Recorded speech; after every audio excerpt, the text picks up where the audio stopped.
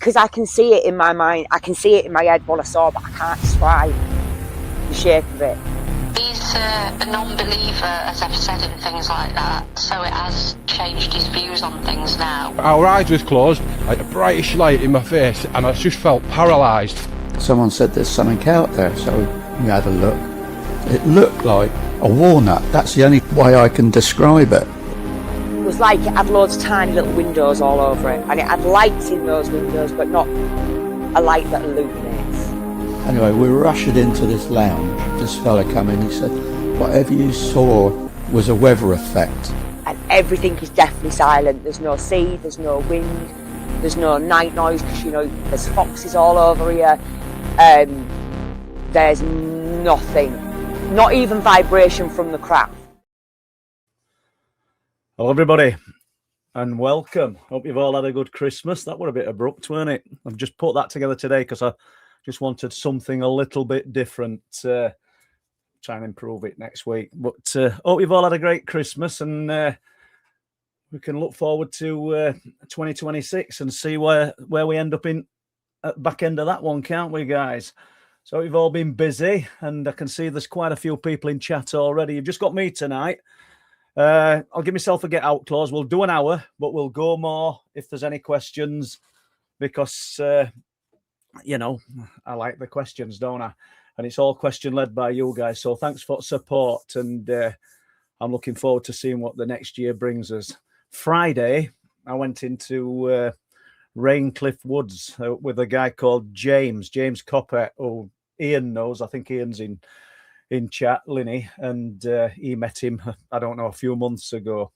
And it's kind of his little area of research. And anybody who knows Raincliffe Woods, I'd recently had a report from Raincliffe Woods going back from 1973, which I found fascinating. And I ended up in the woods with my daughter, and we did a few little bits investigation. And then I met up with James, and we got stuck in snow. How good was that? It weren't really. We couldn't get out of car park, and it were pretty touch and go whether we were spending night in a car in Raincliffe Woods. But there you go. I'm rambling away, aren't I? So let's just have a look who's in. I see Pete's in, Clifftop Pete, Sober Carper, Blue Shift Rob, Alison doing moderating. Thanks, Alison. I think Gemma's doing it as well. I don't know if Lee's in. Carol, we've done Blue Ship, Andrew, Wild. And then we've done Sober Carper. I can only see a few names here. I think Linny's in, Mrs. Linny, Mia Girl. I hope you're feeling better. I know you weren't very well, you know, around Christmas period, but fingers crossed you're on the mend. Be smiling soon. A few months' time, we'll have a bit of warmth on us, won't we? And we'll all be feeling a little bit happier. We'll be saying it's too hot then, and we want some cold. But yeah, Raincliffe Woods. It was interesting. We did a little bit of meditation, not something we do often, or I do often, but we do it on clifftops odd times.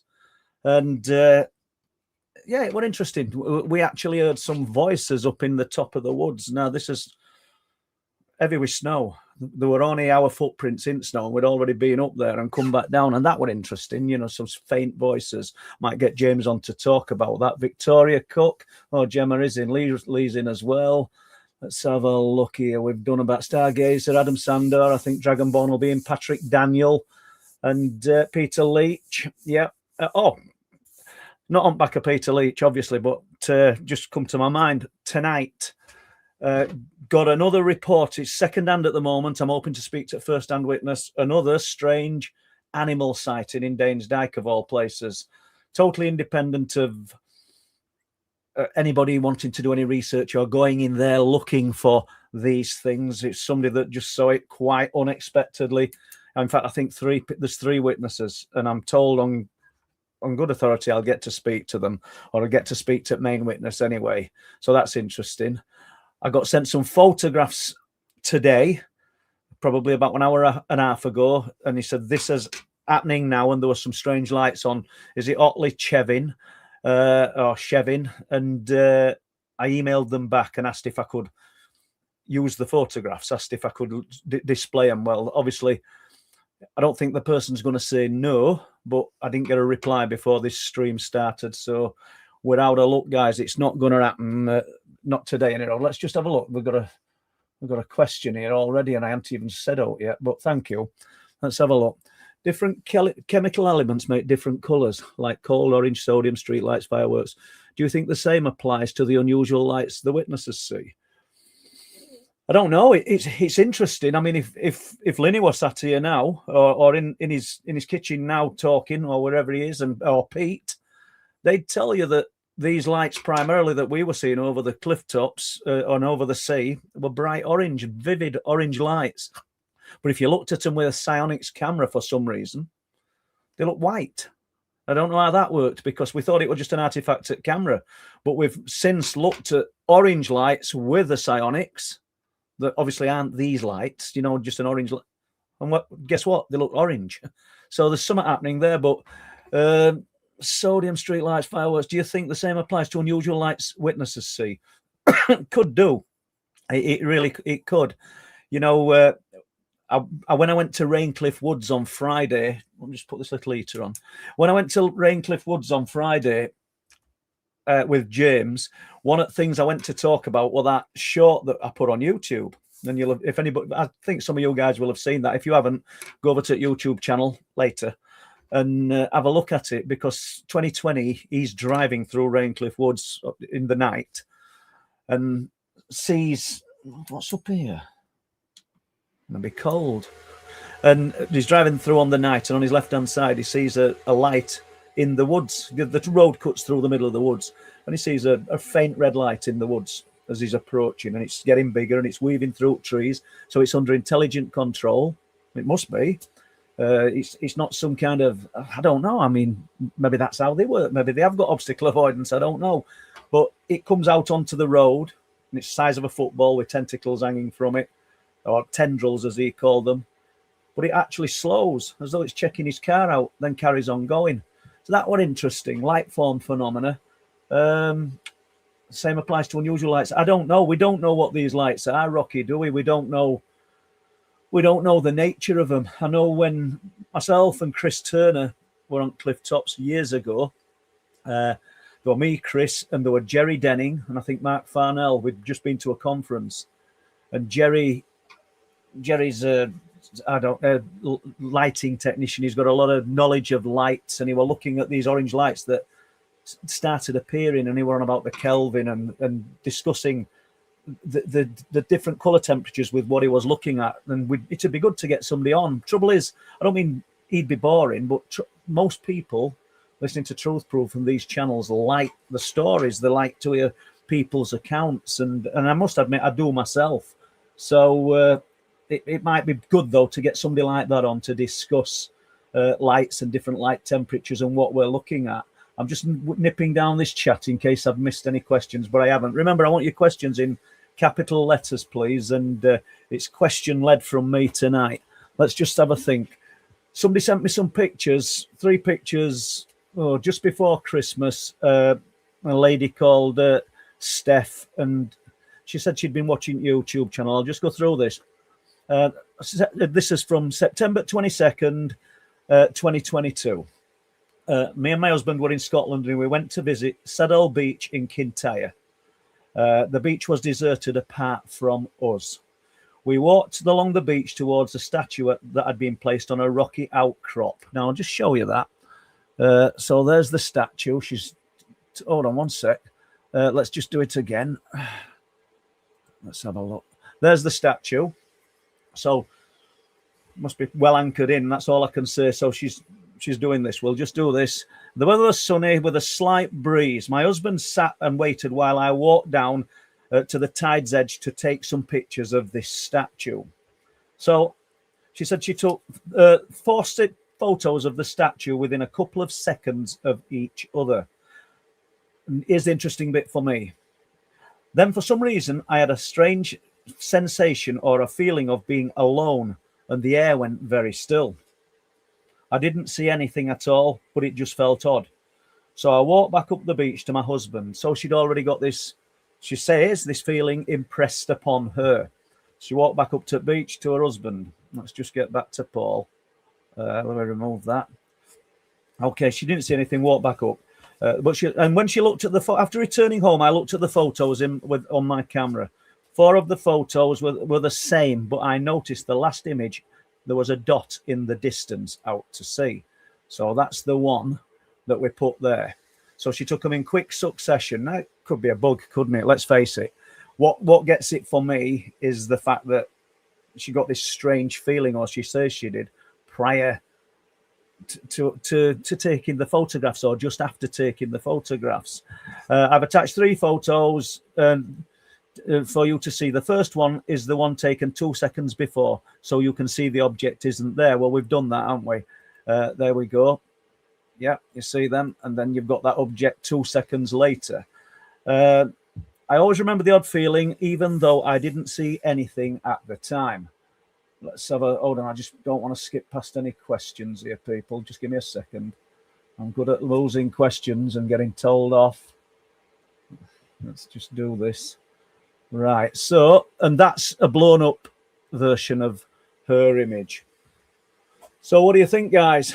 Has Steph just caught a bug in the camera? Or is it something, truly anomalous? For me, the actual fact that she got this strange feeling makes it a little bit interesting.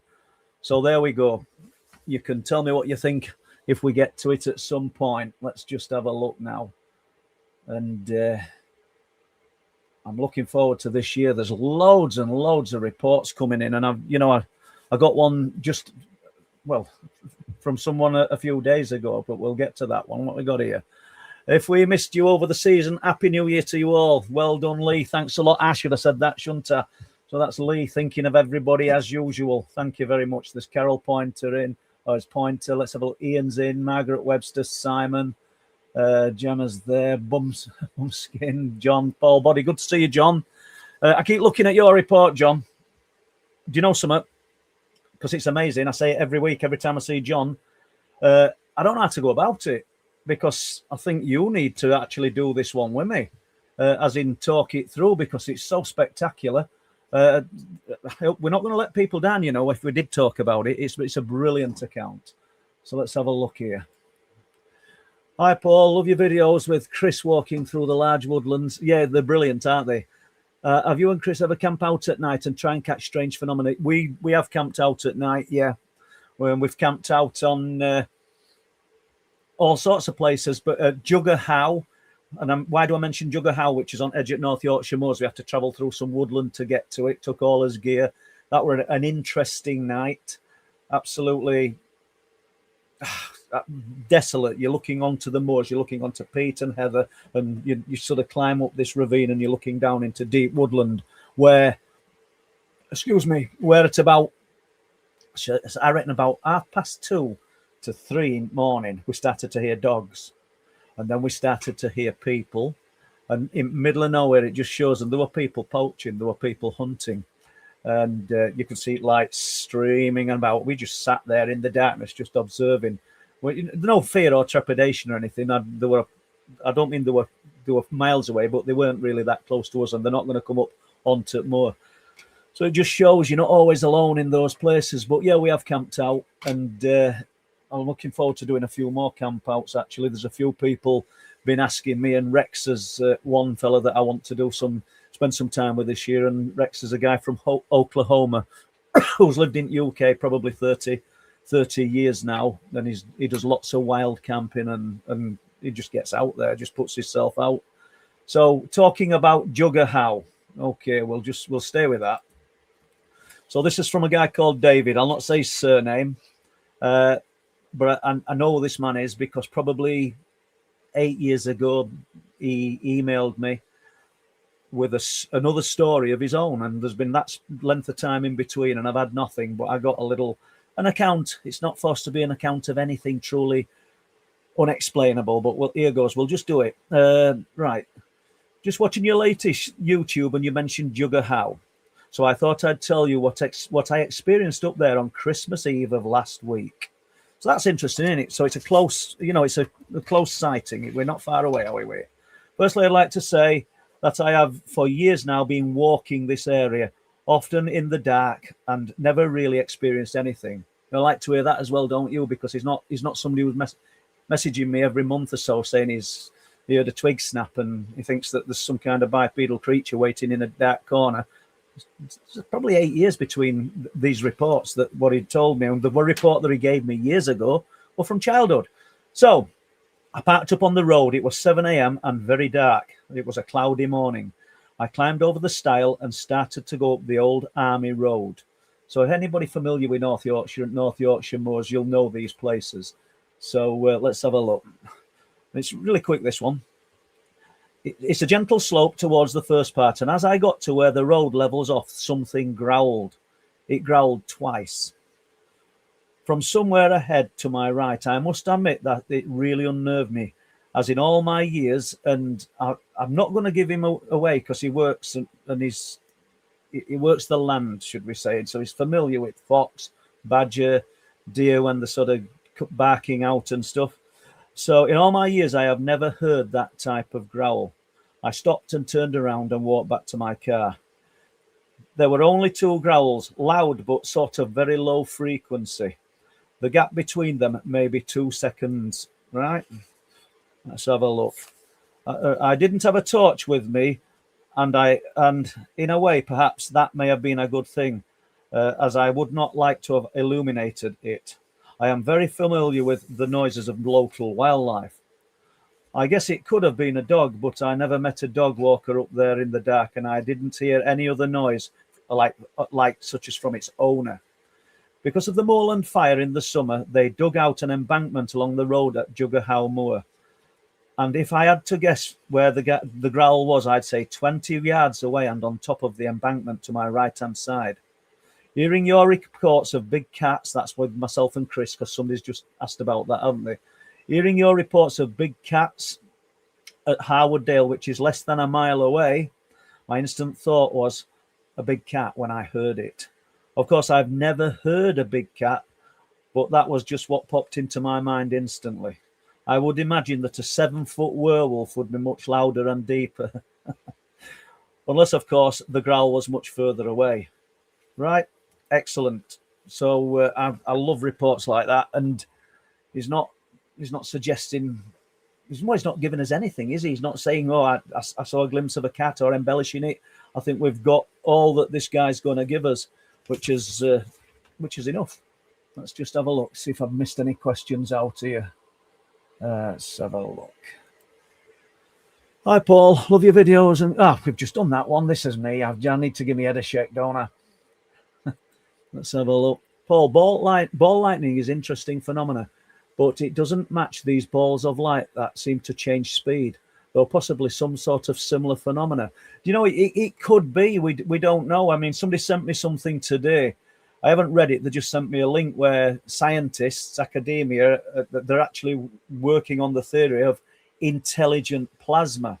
Can't think who told. Oh, Pete. Pete, our electronics expert, and intelligent plasma.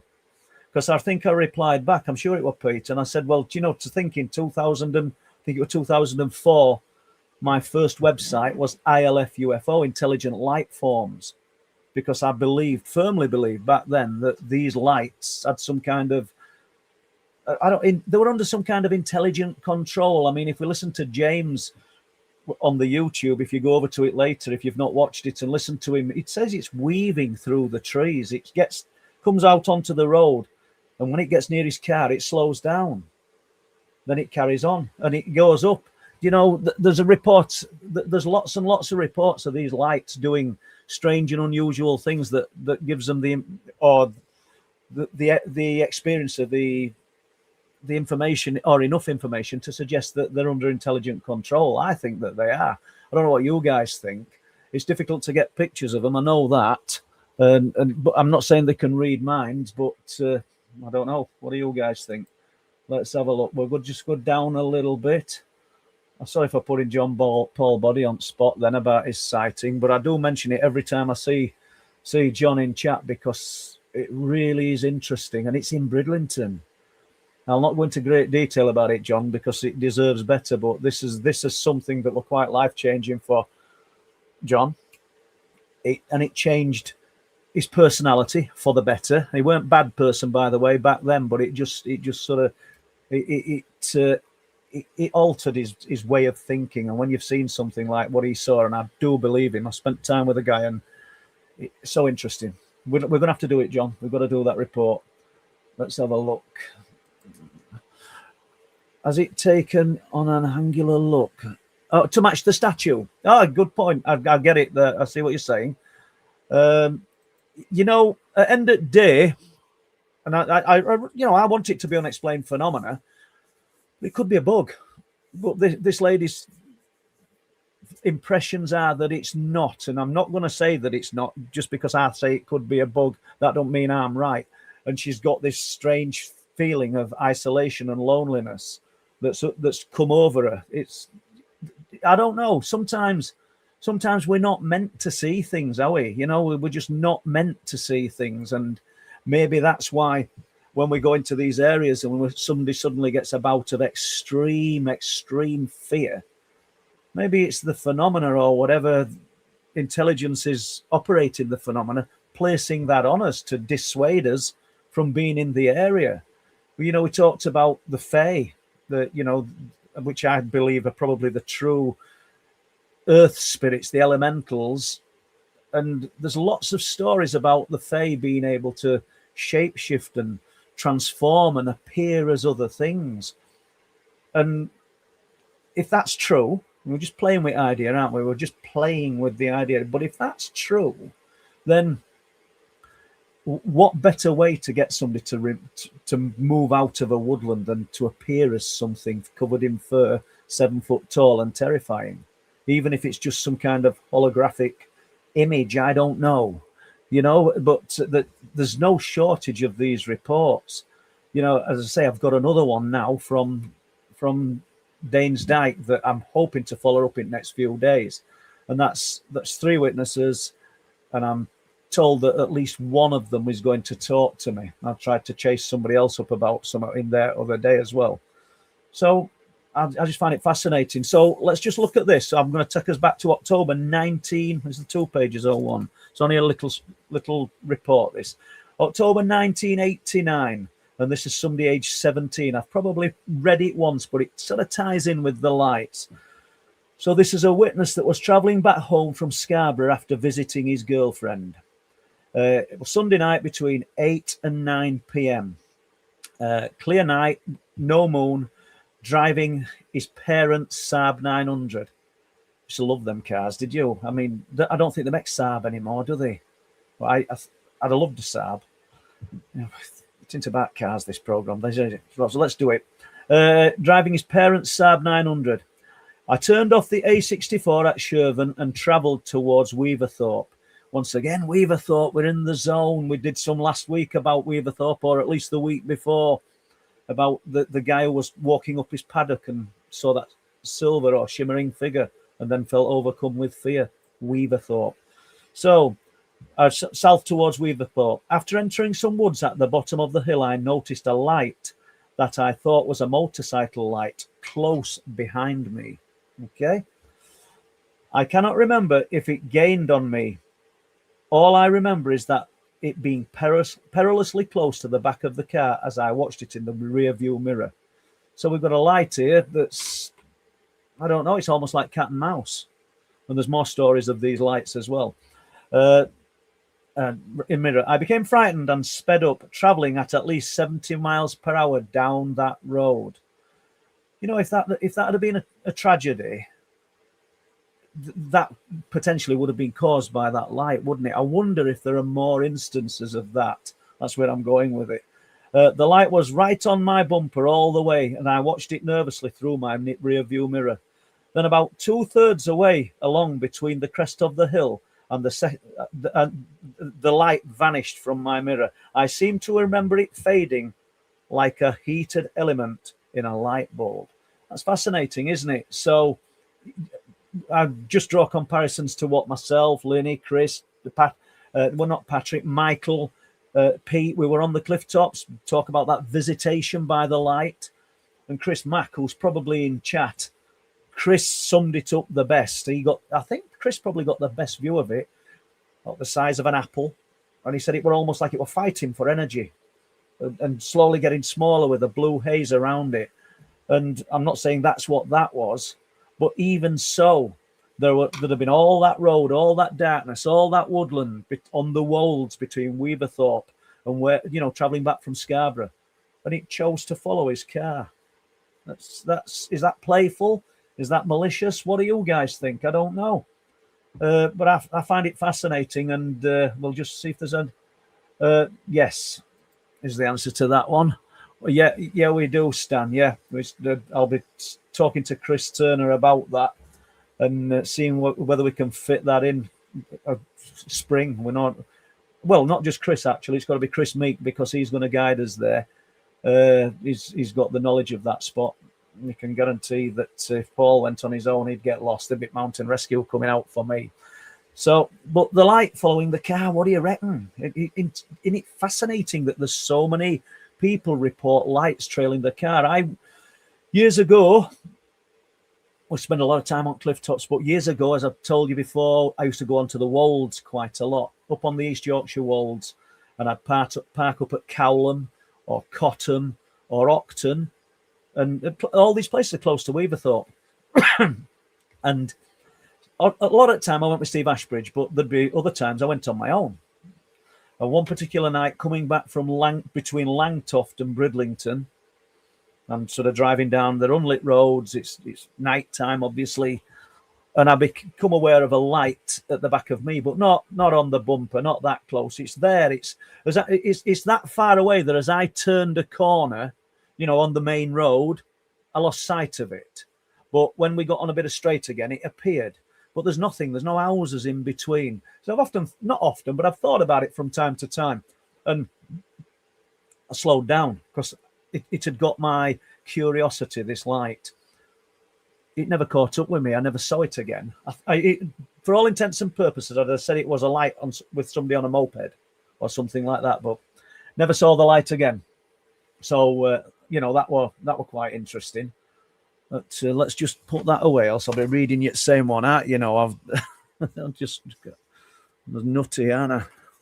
I like getting these reports. I've got loads of reports, and I've just got to get my head in gear, because it's like anything else. If you've got a phone call to make, or say you've got 3 emails to reply to, or 4 phone calls, then you know that you've got an hour and a half of your time's gone.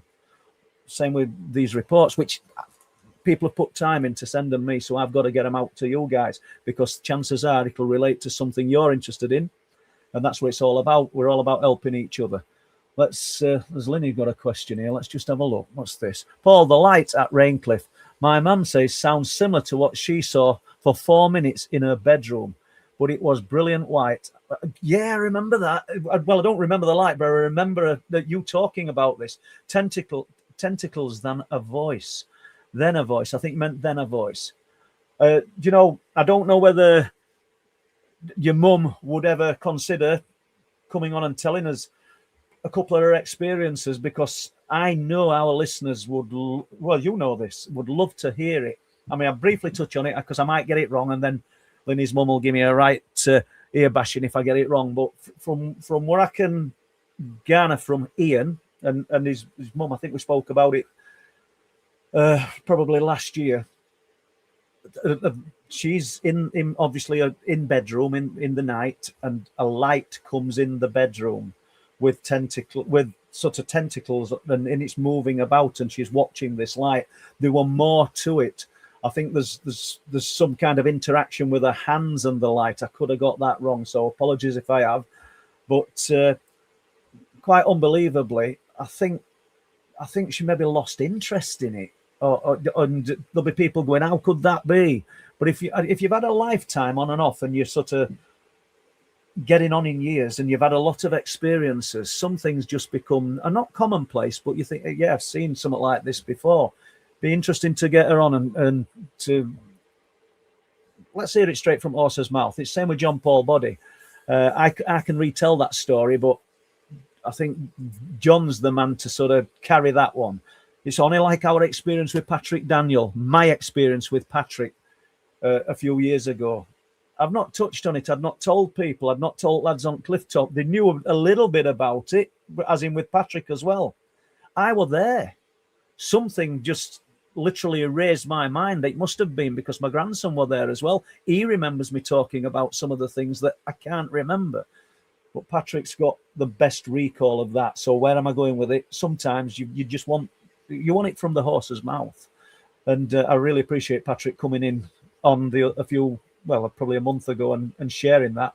So Chris Mack's in, is he? Let's just have a look, see whether we've got any more questions. Give me some questions, people, else we'll all just be staring at each other. Well, I won't see you, will I? But Darren Lewis, let's have a look. I'm putting this up, but Dr. Joseph Farrell has some good talks on intelligence regarding plasma. It'd be good to get somebody on, Darren, who's actually from a scientific background, academia, or somebody who's done work on this, and see what they think. I mean, intelligence regarding plasma. Can you imagine if there's some life form out there that is literally, just like I said in 2004, intelligent light? That's quite something, isn't it? I mean, that it'd answer a lot of things, wouldn't it? Especially, let's play with it. That's all we're doing. Especially if it could read our minds or perceive our thoughts. Maybe, you see, we're looking at it, everything. We're looking at everything. It's all we can do from the human perspective. These other intelligences might not, we think, oh, it must be able to read minds. It might be nothing to do with reading minds. Might be nothing. It could be, as we're producing thoughts, we might be producing some kind of chemical. I don't know, but it might not be that these things can read minds. There might be other ways of reading human reactions or predicting human reactions other than mind reading. We can't first guess or second guess some other life form and how they have come to know and just avoid everything that we want to do, because we lift a camera up and there's nothing there to take a picture of. We start thinking about taking a picture and they disappear.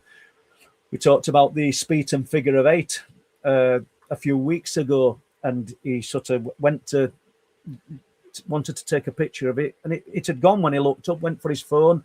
All these things happen, and I think you're very lucky to get pictures. And it sounds like a kind of cop-out, doesn't it? It sounds like we're playing into the hands of skeptics and debunkers. Oh, it's easy to say that, but that's what's happening.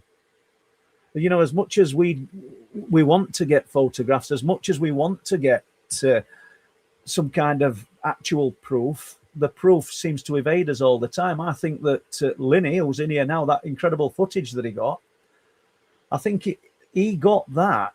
Seriously, I mean, he might not agree, but I think he got that night because probably whatever the phenomena was, didn't even know that he'd got this thermal camera and put it on it.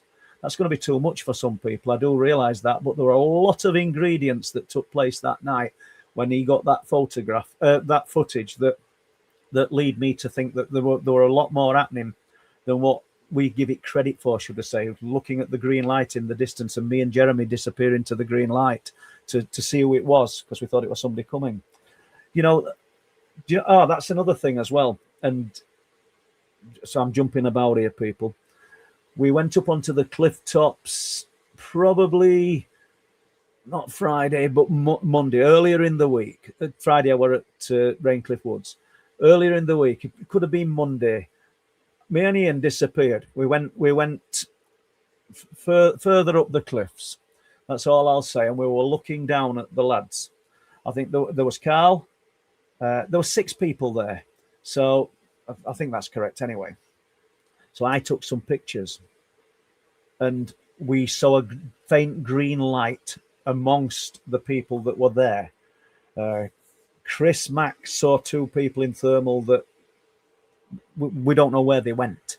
They were an heat signature, but we don't know where they went. But where am I going? I've got a picture with 7 people on. So I take a picture, there's 6 people there. Take another picture, there's 6 people there. And they're all in succession, just like these UFO photograph pictures we've just put. There's 7 on one of them. There's a dark figure stood at the back of somebody. I don't know how that could be, but we'll go through that one and have a look at it in a little bit more detail, probably next week. Let's just have a look here. Evening, Paul. Happy New Year. Has there been any reports of UAPs over has it, over army bases, Christmas time, like there's been for the last few years. Do you know, Gavin, I can't speak for other areas, but where we were at Bempton, we know roughly the lie of the land where we're looking at everything. You know, we can see lights miles and miles in distance, and we know it's Ravenscar on a clear night. We know where Scarborough is and Filey, and we know if we come inland a little bit, we know that we're looking at Scarborough Road. You'll often see below Cloud Base, blue flashing lights. It could be an ambulance or a police car, and we know where Staxton Wold is. So that's where I'm going with this. We've been seeing lights coming up on a regular basis, just big spheres of light with no navigation lights, and then going out. Then you'll see another one, and they'll stay there for a while and they'll disappear. Now, whether these are drones, UAPs in the true sense of the word, I don't know about whether they're unexplained. Someone tells me that whatever we're looking at is military. So I don't know. If you've got any reports of over army bases, then yeah, I'd like to hear about it. Let's just get away from that for a moment. Thank you very much, Nilky Brown. That's very kind. Let's have a go at this. Come on. I'm scrolling down, and you're really disappointing me. There's no questions. No, yeah. Let's have a look. Happy New Year. Thank you very much. What do you think people like Chris Bledstow, who can summon these craft orbs into the sky and photograph and video them? Funnily enough, one of the few people I've had a look at on the internet, because I hardly watch anything of anybody else's, and not because it's not worthy, just because I've just got that much to do, is this guy Chris Bledstow. Is he the guy that wrote the book The UFO of God? I think he did. I don't know whether he can summon them, and I'm assuming that TCD, that you think he can. Well, perhaps he can. All I know is that we go up there, the cameras that we use now are half decent, and we see lots and lots of light form phenomena that we totally disregard now. We don't, and I'm not joking, we don't try and film it. Some of the things on the TV programs, the unexplained TV programs that you see, where they say they filmed a UFO, and you just see a light moving. We see things like that all the time.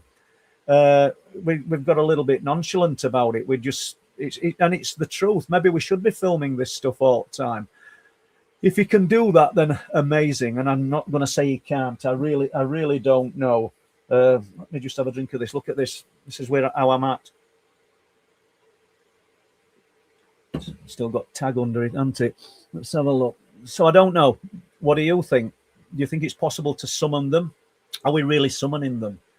Is it like everything else? Do we just underestimate the power of what's in here? So, you know, he's got enough belief in himself that he can somehow connect to these things. Maybe it's there for us all to do. Maybe just like the power of prayer, and you can connect with God, allegedly, if that's what you want to do and that's what you do. And that's no disrespect to Chris Bledstow or yourself, but I just think that we are maybe not placing enough importance in ourselves. We're the conduit, we're the ingredient that, if we want to be, that can connect to the unknown other. And I jump back to it every time. It's all genres of unexplained phenomena, in my opinion. Whether you're a ghost hunter, if that's what you want to call yourself, or a spiritualist, whatever you want to do, let's face it, it's all at the other side of the firewall. Everything we're dealing with sits at the other side of this firewall that we don't seem to be able to breach, but we can at times.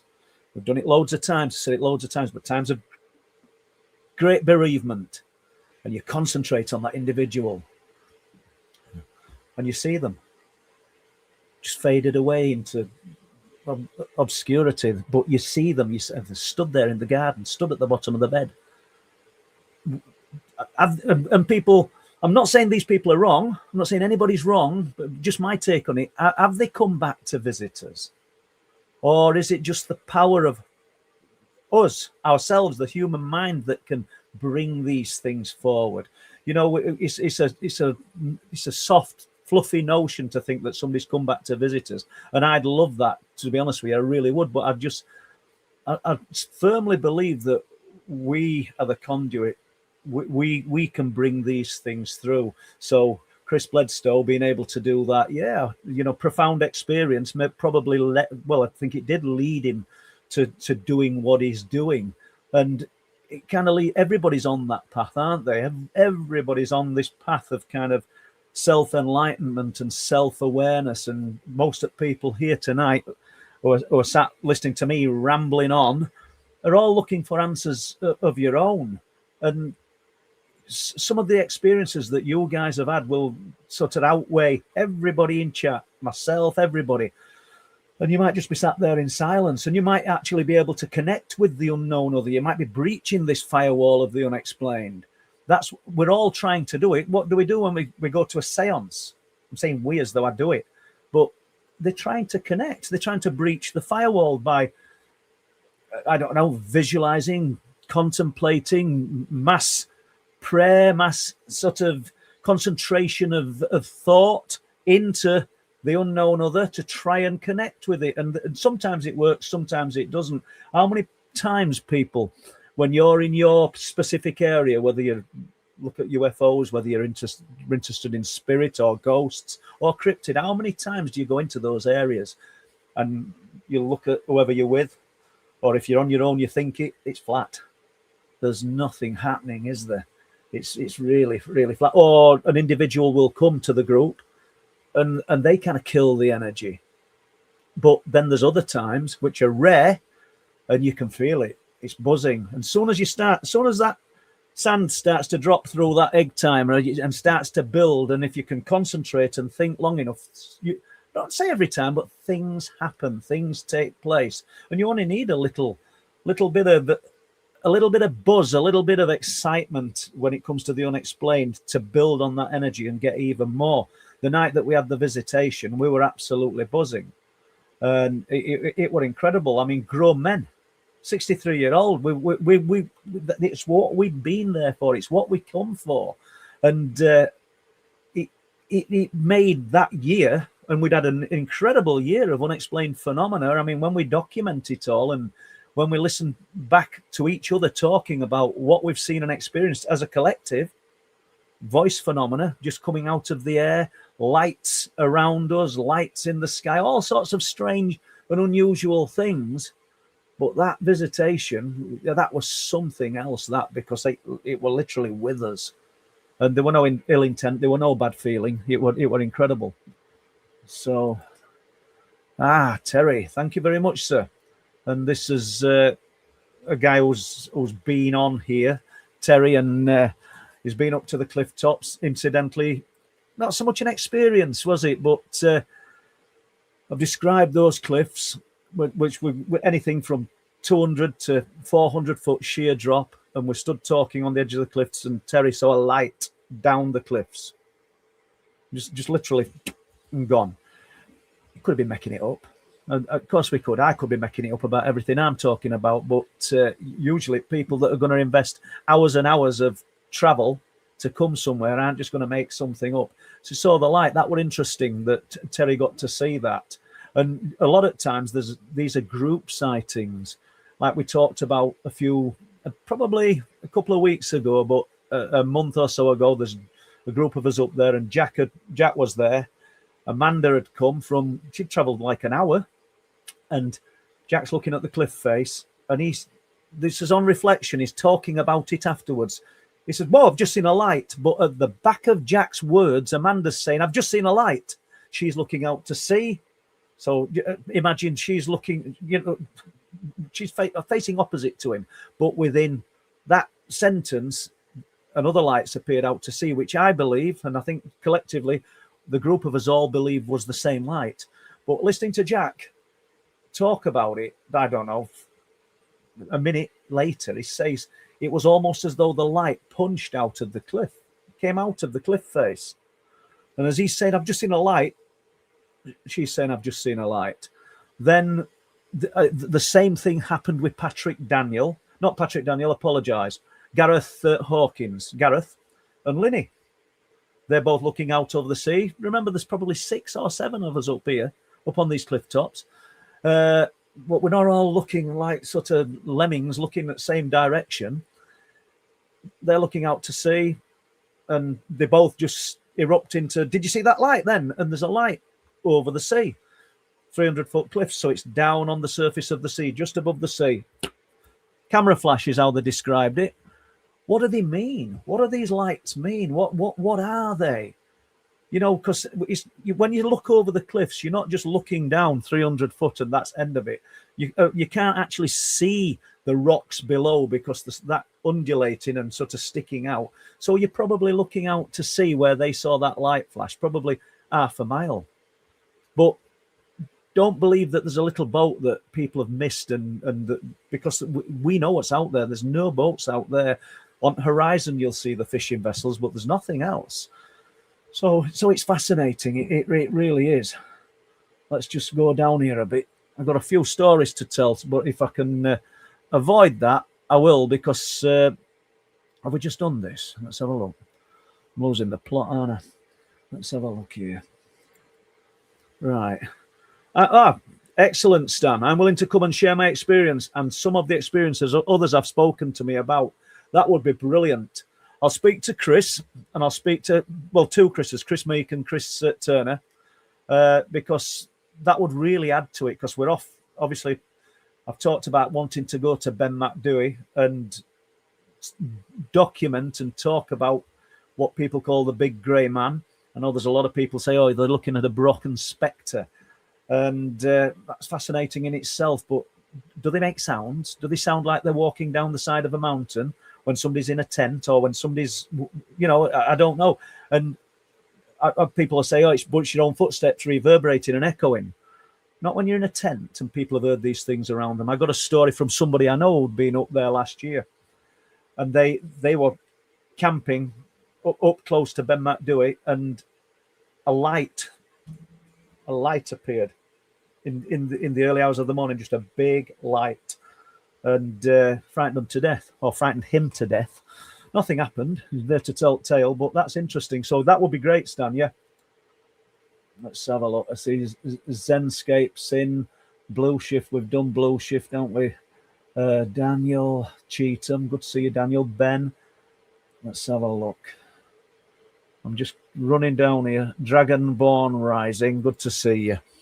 These lights follow vehicles is disturbing. I doubt anything good will come of it. Yeah.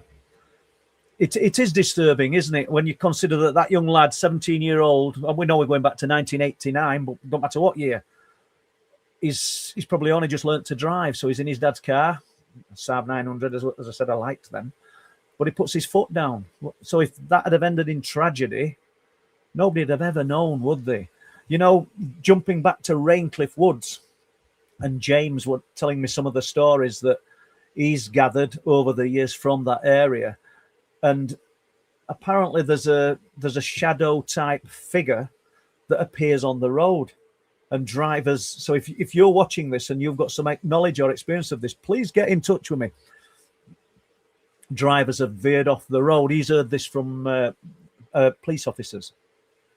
Drivers have veered off the road, and on one occasion a driver's got in touch and told him about it. So that's interesting, isn't it? He'd got another one, because the woodland, before you ascend up into the woods, because we're in a bit of a ravine, you parallel the road. It's probably about 80 yards away. There's no street lights, there's nothing. And there's like a planked boardwalk, and it all runs along the side of the River Derwent, which is fascinating in itself, isn't it? Because the River Derwent features so heavily in myself and Les's film Wolflands, which is, it's incredible, isn't it? You know, that river, that water course carries so many stories. But where am I going with this? Yeah, he'd got a story, first-hand account of a couple walking along that boardwalk, and a black figure running towards them, and they sort of crouched to get out of the way of it, and there's nothing there. So we've got this. So as Dragonborn Risings just said about the lights, and just likewise about these other things, figures that step into the road. You're not doing something like that for a laugh, are you, or to cause a little bit of amusement. Potentially, you're going to cause an accident, no matter what the intelligence is attached to this. potentially you're going to cause an accident, and all the places in all of that area you have to pass in front of a car. It's like we've said when we're on the cliff tops, you know, jumping back to the visitation, there's miles and miles of coast to the right and to the left of us, yet the phenomena chose to interact with us. Do you know why? I don't mean we're special, by the way, but it chose to visit 7 people. If it didn't want any interaction, it doesn't need to come anywhere near us. There's nothing for miles either side of us, yet it chose to. So it's obvious that whatever intelligence is attached to these phenomena, they do want some kind of interaction with the human. I don't know what they stand to gain from it, or what they want for it, or is it just curiosity? Do you know what I mean? Is it like my friend Rex would say? You know, it's almost like you see a dog and it comes running up to you, its tail wagging, and it knows it gets a fuss on head, but it don't know what you're saying to it. It just knows that it's going to get some kind of interaction. Maybe some of these things, well, I said, you know, a few weeks ago, that some of it's got to be ultra intelligent. But what if some of it's of low intelligence? What if it's just mimicking? Because we've heard our voices, we've had our names called out, we've heard voices that have sounded like members at team, and they've not been near. Sometimes they have been near, but they've never said a word. Yeah, you know, is that intelligence, or is that just mimicking, parroting what we're saying? Yeah, does that? So that really doesn't imply great intelligence in some instances. Don't mean all of the phenomena is dumb as toast, but you know, some of it might be. Let's have a look. Lee Roscoe. Oh, Dr. Martin Abbas is in the room. Good to see you, Martin. Thanks, Lee. I no favoritism here, people. I just looked and I saw Lee had put that up. Don't like talking about this. I'll put it up. Sheep fatalities. Yeah, let me just think. A deer the other week, but it could be natural predation. Mark found it. One at lads who comes up there with us, and you know that there's something strange happening when you've got them every other week or one a week. I mean, remember when I was looking into this, 50, not 49, not 51, 50 sheep were lost, and that's what we know about. You know that, and I believe there were a cattle as well, but I didn't really get to it because basically I don't think those farmers wanted to talk to me. When it's for their right, they don't have to talk to me. There's loads of people who don't want to talk to me, and you know what? I'm not bothered. So let's just move on. And right, let's have a look. Blue Shift Robs, any time anomalies, Paul, at Bempton lately? No, do you know something, Rob? I don't know if we'd know if they were. You know, last year, and it probably into year before as well, we noted that Linny's phone with tracker on it and Jeremy's phone with tracker on it were showing journeys that they weren't doing, which were fascinating. When they were with us as well, some of them sort of traveling 5 miles inland when all we've been doing is stood on cliff tops. Jeremy's, he's been out to sea. He's been treading water. But I don't know. Back of my mind, Rob, somebody tells me that somebody's had some missing time up there and sent me a report, which I probably have read but not got to yet. So that there is a missing time one up there. It stays to what that. I don't think I'm going to do that again. It's my own fault. Nearly burnt my mouth out. If I'd have been on my own, I'd have probably jumped, but I had to remain brave when I first had a drink of it. Let's have a look. Let's have a see. Question: seems funny how Bigfoot seen carrying intelligent orbs as plasma in the form of lights. Seems funny how Bigfoot seen.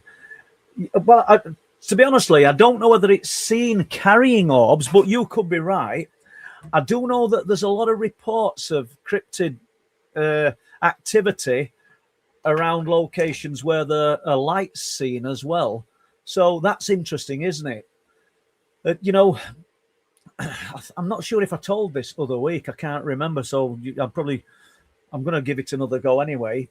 Where I was in Raincliffe Woods a few weeks ago with my daughter Sarah, we'd gone there for a specific reason, because in 1973, excuse me, in 1973, Ian, then a schoolboy, I think he's 12 or 13 years old, were on a cross country, and he's running into Raincliffe Woods, and in his own words, they were fastest. Him and his friend were fastest at the cross country. Now you're going to get to see this one done as a short. I said there were some more episodes or a few more films to come after the one that I did the other day that we put up from James. So that's the next one to go out, I think. So he's there. They're doing a run. The long way in front of other lads. Teachers are at the back to pick up any stragglers. And they decided to veer off the route and go a little bit deeper into Raincliffe Woods. They said they came to an old sawmill, which has long since gone, because we're going back to 1973, so we're going back over 50 years. Then they came to a log where they stopped, and says it tucked in his sleeve, he'd got a couple of cigarettes and some matches. It's all as good when you're a runner at 12 or 13-year-old to have cigarettes. And not really, we're not advocating it. So they had a smoke, and they had some noise, a little bit of disturbance. When they looked, his words, there's another quirky anomaly here I'll tell you about in a minute. His words, not mine. He said, we saw not a 7 to 8 foot, an 8 to 10 foot fur-covered figure stand up and walk away. Says, dark brown fur. He said, we first we thought it was a gorilla. Really long arms, but on reflection, it weren't bulky enough to have been a gorilla. It couldn't have been a gorilla either. Not in Raincliffe Woods. But isn't that fascinating? It's an area where light form phenomena is. So it does kind of tie in with your orbs. And so I got to speak to this guy on phone because he'd emailed me, and we'd done a few emails, and you can always get a little bit more out of a person if you speak to them on phone, and even more if you speak to them face to face. So then we discovered that it was slightly stooped. I'm saying we as though there's two of us. There's only me. I discovered that it was, as it's walking, it's slightly stooped, but he could see two little pointed ears on the top of his head. Now, that kind of threw it away from the Bigfoot for me. I'm not sure I've heard Bigfoot phenomena described as having pointed ears. Now, if this hadn't have been stooped and were stood upright, there might have been bigger ears. So we're looking at some kind of canine type creature. I realise how ridiculous it sounds, but I don't just believe everybody, but I don't disbelieve everybody because they're saying something that's off the wall, absolutely, totally off the wall of what we could see or believe. Now, it becomes quirky. Before I went into Raincliffe Woods on Friday, get this, I nipped into town to get a few little bits. So I'm just on the phone to somebody. Well, Mary's just in one at shops, in shopping centre. You know, you'll know where I'm going in a minute. And this woman's looking at me, and this bloke comes up and he's looking at me. And I said, can I ring you back? It was like somebody were going to square up to me. Stop call. I goes, well, you obviously know me. I says, but I don't know you. It was that guy. He'd come to Bridlington. Because lives nowhere close to the area. And he'd come to Bridlington for the day. What are the chances? You know, some things are just meant to be, aren't they? And if you're watching this here, and it were great to meet you, and I do look forward to going to Raincliffe Woods with you in the summer or in the spring. I really do look forward to. So we're going to get this story in one of the shorts very soon, but we might get an even better version straight from the horse's mouth. But what are the chances of that? You know, all the times that I could have been in that shopping centre during that day, during that week, yeah, that particular moment, and I were going on the strength of what he'd told me. And I didn't know I was going to bump into him. So I found that fascinating. Not exactly unexplained phenomena, is it? But here we go. Let's just do a little bit more. I like that word. Right, the very elusiveness sort of proves their own reality, yeah. If it was all natural phenomena, it would probably be easier to capture on a record. Yes, you're absolutely spot on.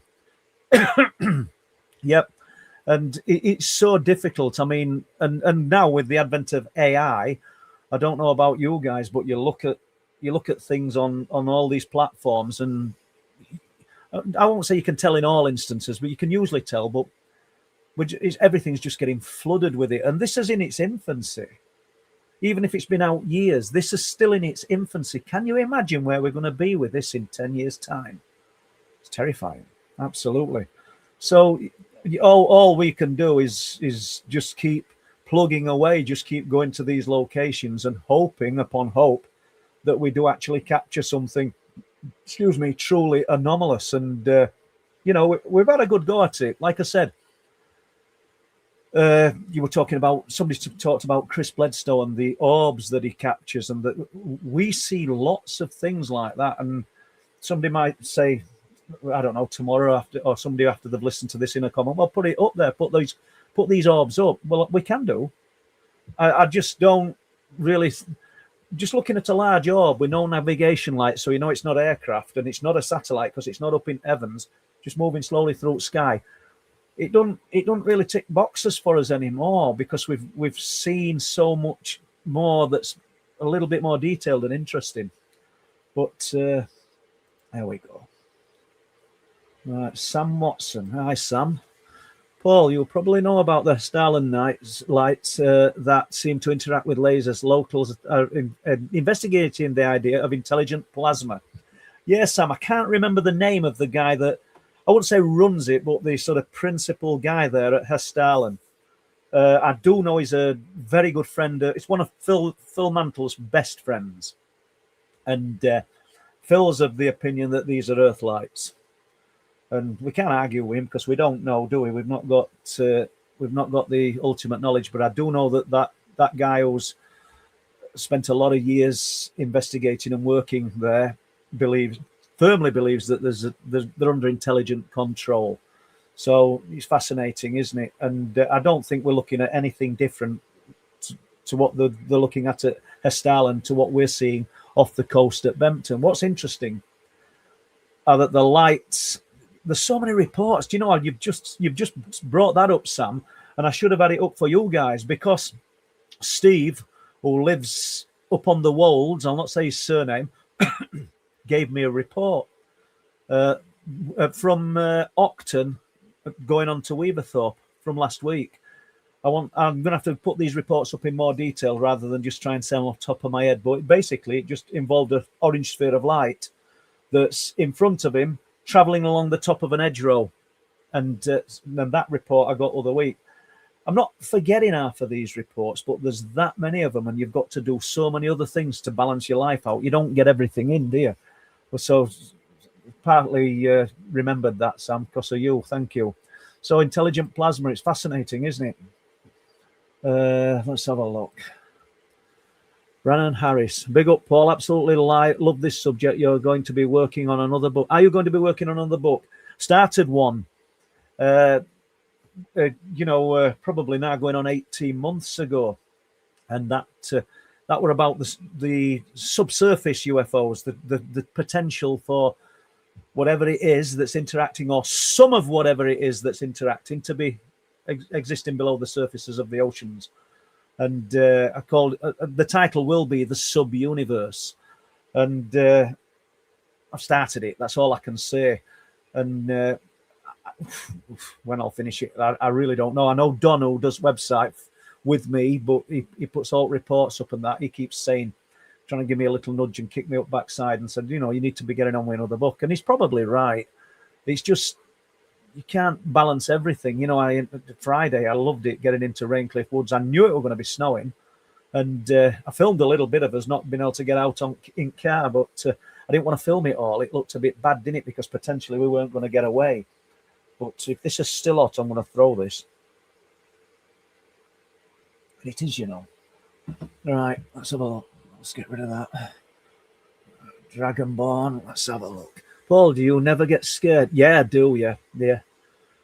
I do, and just, I got a report today. Oh, let's do it. And it's just about fear. I've spoke to this guy today, and it's interesting. But just to answer your question first, Dragonborn. Yeah, I do get scared.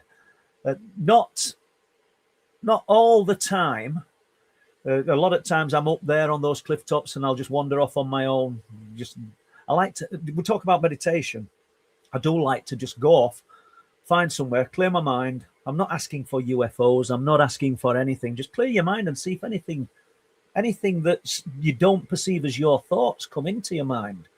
And sometimes it happens, sometimes it doesn't. I was at bulk at time, it doesn't, because you've just got to be free of so many distractions. And if you're going into darkness and a lonely, remote place, then they're good places to do that. But I have been out on occasion and, felt really, really nervous and not really knowing why. There were one occasion, which I spoke about before, up at Bempton, and the fear just kind of dropped on me. And I don't know why that is. I don't know. But let's see. I think I've got this one. Let's have a look. Right. So we'll have a look at this because it kind of ties in with what you're saying. So all we're going to do is we're just going to call this guy, let's have a look, Mark, and we're not going to go any deeper with that. Right. Let's have a look. Location. He said location, but I spoke to him today and he's asked me not to reveal location. There are reasons, good reasons. So he's in a woodland and it is in Norfolk. That's as close as I'll go. Conditions: clear, dry night, light wind, visibility approximately 10%. A friend and I regularly wild camp, hammocks and tarps at this location. We're both ex-military and quite frankly, we had had enough of Christmas, so we had gone for a swing. He's on about on hammocks. Yeah, okay. Usual night involving small fire, bit of bacon, a bit of banter, and mine's free, just clear in just at one with nature. Okay. We call it tonight at 10 o'clock or 10 p.m. and we set about going to sleep. At approximately 11:30 p.m., I heard what I can only describe as a pig grunting quite closely. I wasn't overly concerned. I'm used to animal noises at night, but I haven't heard anything like this before. Over the next hour or so, the grunting came from all around me at various distances. There was no association to any other animal noises. There was no twigs breaking, no undergrowth moving, nothing that he could discern what this animal were up to. He also said, when I spoke to him today, that even though he could hear it all around him, he only believed it was one animal. There were gaps between it, but there was just one. He thinks, he's no proof of this, but he believes there were one animal. I have no idea why, but I feel it was one animal, not a number of animals in different locations. Okay, we got that bit. All right. At approximately 2 a.m., my tarp, 3.5 meter tarp, was shoved on my right-hand side. It wasn't violently done, but quite forcibly. So picture this tarp spread over a tree, spread on a line with cord, and he's got his hammock underneath it. And right, later there was no noise. Later something brushed against my hammock quite forcibly, but not violently. And he described being in a quilted bag inside the hammock, and he could see. First of all, let me get to the tarp. He saw the tarp fold in. And what I didn't get out of the email, what I got today, is that it folded in considerably. And by being familiar with the tarp and how to tie everything, he said the depth that it came in, it should have snapped the cords, but it didn't. And it didn't go in violently, but it just folded in. When he's tucked up in this quilted within the hammock, he said, I watched it fold in, but he couldn't see anything. Right, so let's just do a little bit more. Right, let's have a look. Something brushed against the hammock quite forcibly, but not violently. And then something run along the full length of the hammock. So basically, it walked under my tarp. Again, no noise. So the sounds of the grunting and everything had gone. All his friend recalls is hearing what they perceived as grunting earlier on in the night. His friend's sleeping. This left me with an irrational fear. These are the bits that get me. These are the bits that really interest me. I can't really explain the feeling. I've never felt fear this way before. I've served in Iraq and Bosnia. I've been scared. Believe me, I've been scared, but this was something different. You know, we hear this all the time. Isn't that fascinating? And I spoke to him today and he said, this was an emotional fear. And he said he almost that whatever was there, the terrifying bit was that it was there and he couldn't see it. He could see the cloth moving, the material moving, was he's laid in his hammock all the way down. But this quilt that he's sort of cocooned in, but he couldn't see whatever it was that was doing it. Now, Dragonborn said, do you ever feel frightened? I think I would be frightened there, wouldn't you? That would be absolutely terrifying. Right. I served in Iraq. I've been scared, but this was something different. At first light, we packed up. There were no tracks. Excuse me. No visible signs of animals. Whilst I'm no expert on animals, I have basic knowledge of indigenous creatures, and I am absolutely baffled. At no point did I see anything, and my friend only heard the grunting, and he slept like a baby. He sent me a couple of photos at TARP, which he has done, but it's only it helps me. And well, it should have put them up. It would probably help you guys as well. But we might revisit that one. So I've got a little bit more information. The tarp is approximately 190 centimeters off the ground. The lowest point of the hammock is 20 centimeters. So 20 centimeters, not that high off ground. And the underquilt of the hammock approximately 40 to 50 centimeters in height. Whatever moved the hammock was touching the top edge. Physically, it moved it, causing the hammock to swing. I could feel the pressure all the way along my body as it moved, but I couldn't see anything. All the measurements are approx. So interesting. That's a fear. I know it's put him off. It's put him off camping, but that's a fear that you're not gonna.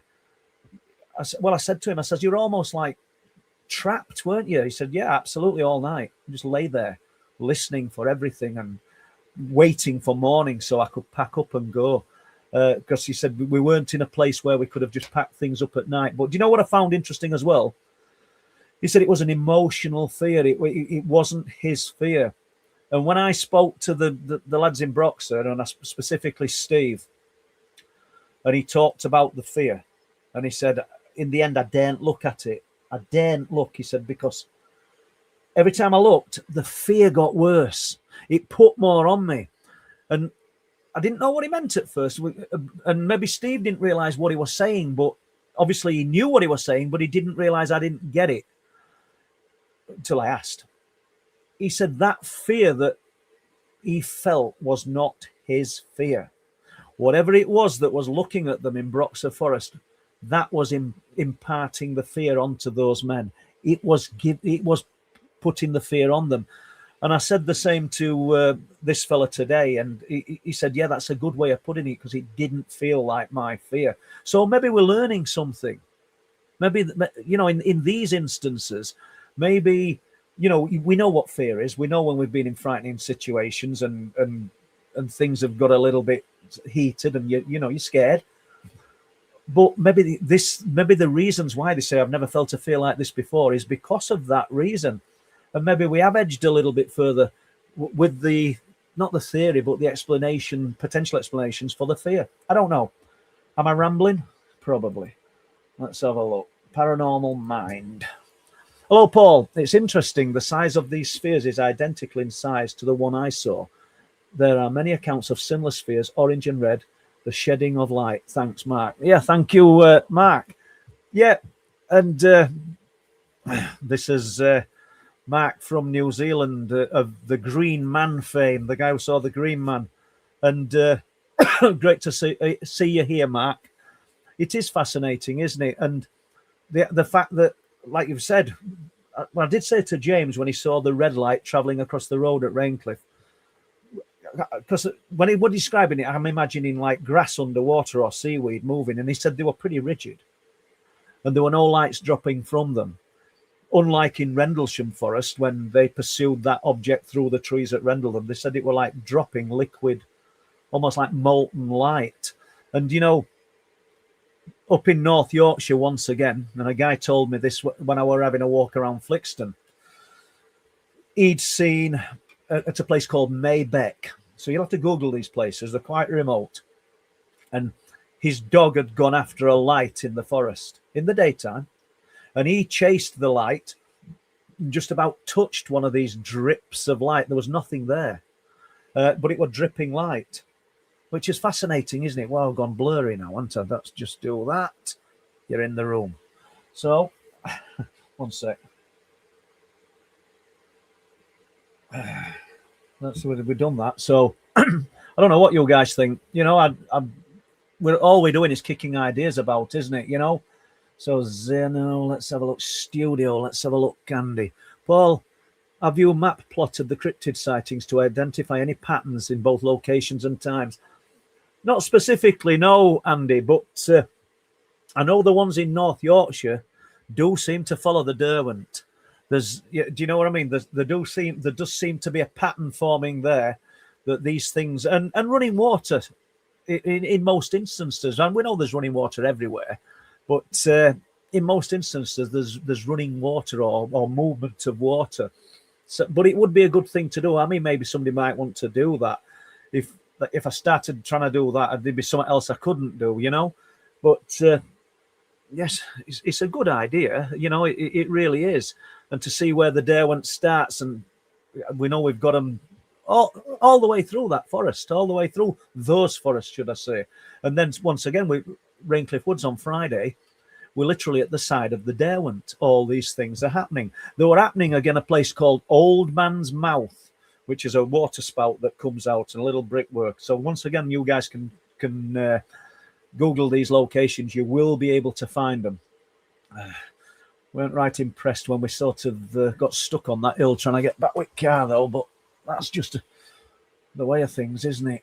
God, if I'd have had to stay in that woodland all night, I'd been like a little frozen hermit. Let's have a look.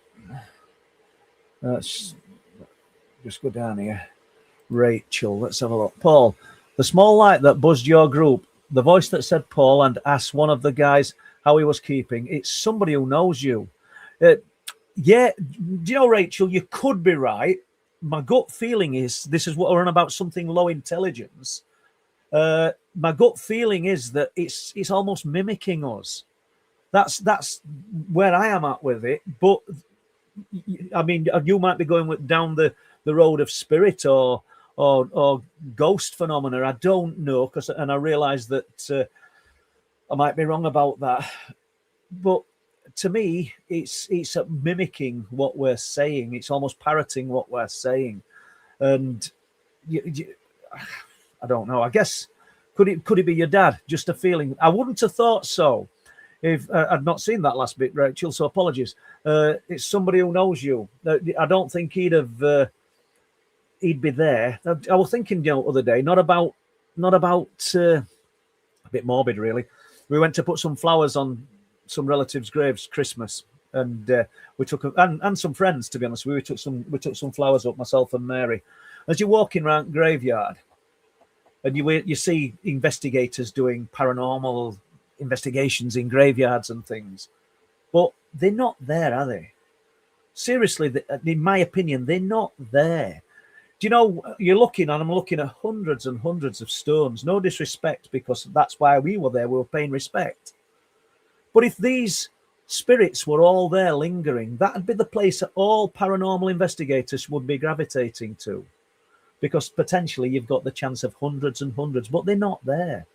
All you're doing is paying your respects, aren't you? I know I've jumped about a bit there, guys, but that's just my thoughts on it.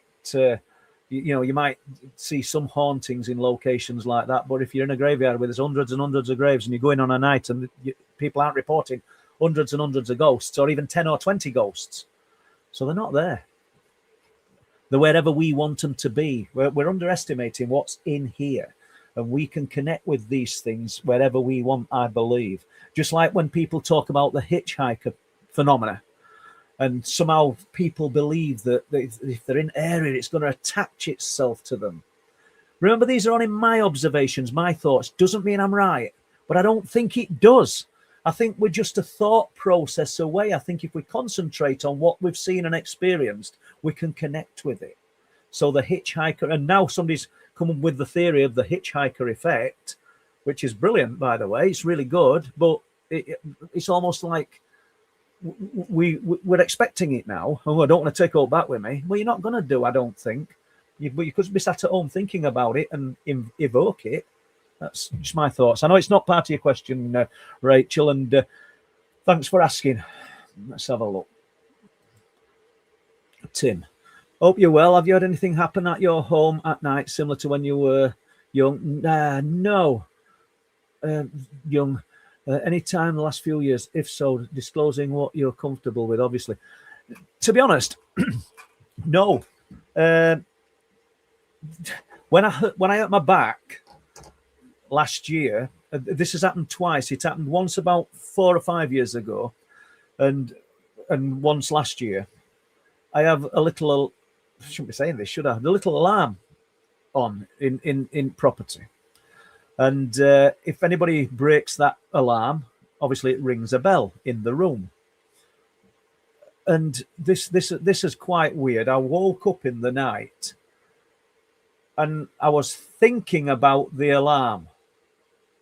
Don't know why.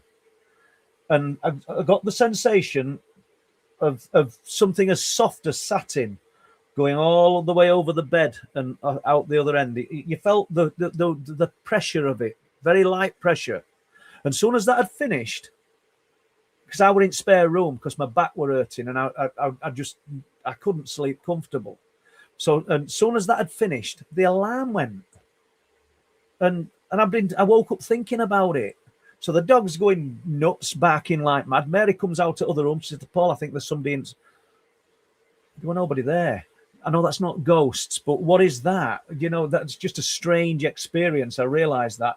But to stay with partly what Rachel said and partly what you're talking about here, Tim, we're all experiencing strange things. At the moment, in fact, he's just asked a question. Studio, he were on phone to me other day and he could hear voices on the phone, which weren't mine.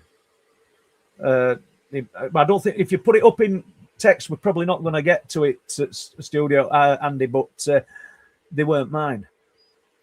Ring Pete up, see if we're off up to Cliff's, or he'll ring me. He's talking. He puts his phone on speakerphone. There's a voice. A voice said ignore him, actually, and Pete and Sue heard it. Lenny's got voices. Jack's got voices. Now Jack and Chris are talking on phone and they're hearing strange things on phone. Are we amplifying it because we're talking about it? So it's becoming to the front of our minds, and when we put in a little bit of thought into it, it's happening? Or is it, we're not imagining it? You're not imagining these voices. They're there. But I don't know. Fascinating. What we need is some kind of secretary, as in somebody who's going to help us document all this. Because I just can't do it all. It's just impossible. Let's have a look. Right. All right. So I've got this. Hello, Paul. Guess you may enjoy interviewing is Diana Kipple. She wrote a book about plasma. That would be interesting. I do say to everybody, if, like Tony, you probably read the book, and I do realise you might not know this lady, but if you do, if you can just introduce us, that would be good. We had Anona, Dr. Anona Blackwell on the other week. She's wonderful. She's absolutely brilliant, Anona. I really, really enjoy speaking to her. But she put me in touch with a lady a few days ago, and we've just had a minor introduction, so hopefully we'll get that lady on live stream. I know Whitley Strieber said he'd come back on. Whitley's story is Whitley's story, and I don't know what you guys think of it, but I like Whitley because he's always been good to me. And there you go. In fact, to be honest, there's loads and loads of people that I could get for the live streams, but a lot of the time I just don't know if I've got the time to devote to sort of doing some detailed research on questions and everything. When I used to talk for Howard Hughes, My favourite radio host in the world. I loved Howard, absolutely. We had some brilliant conversations off air, but I'd always supply Howard with 10 to 20 questions which he would ask me, and that's not because Howard didn't do his homework. That's what a lot of these shows do. You're going to coast to coast, midnight in the desert. They want a pile of questions that they can ask you, because if you're going to ask people interesting questions, you've got to research what they're about.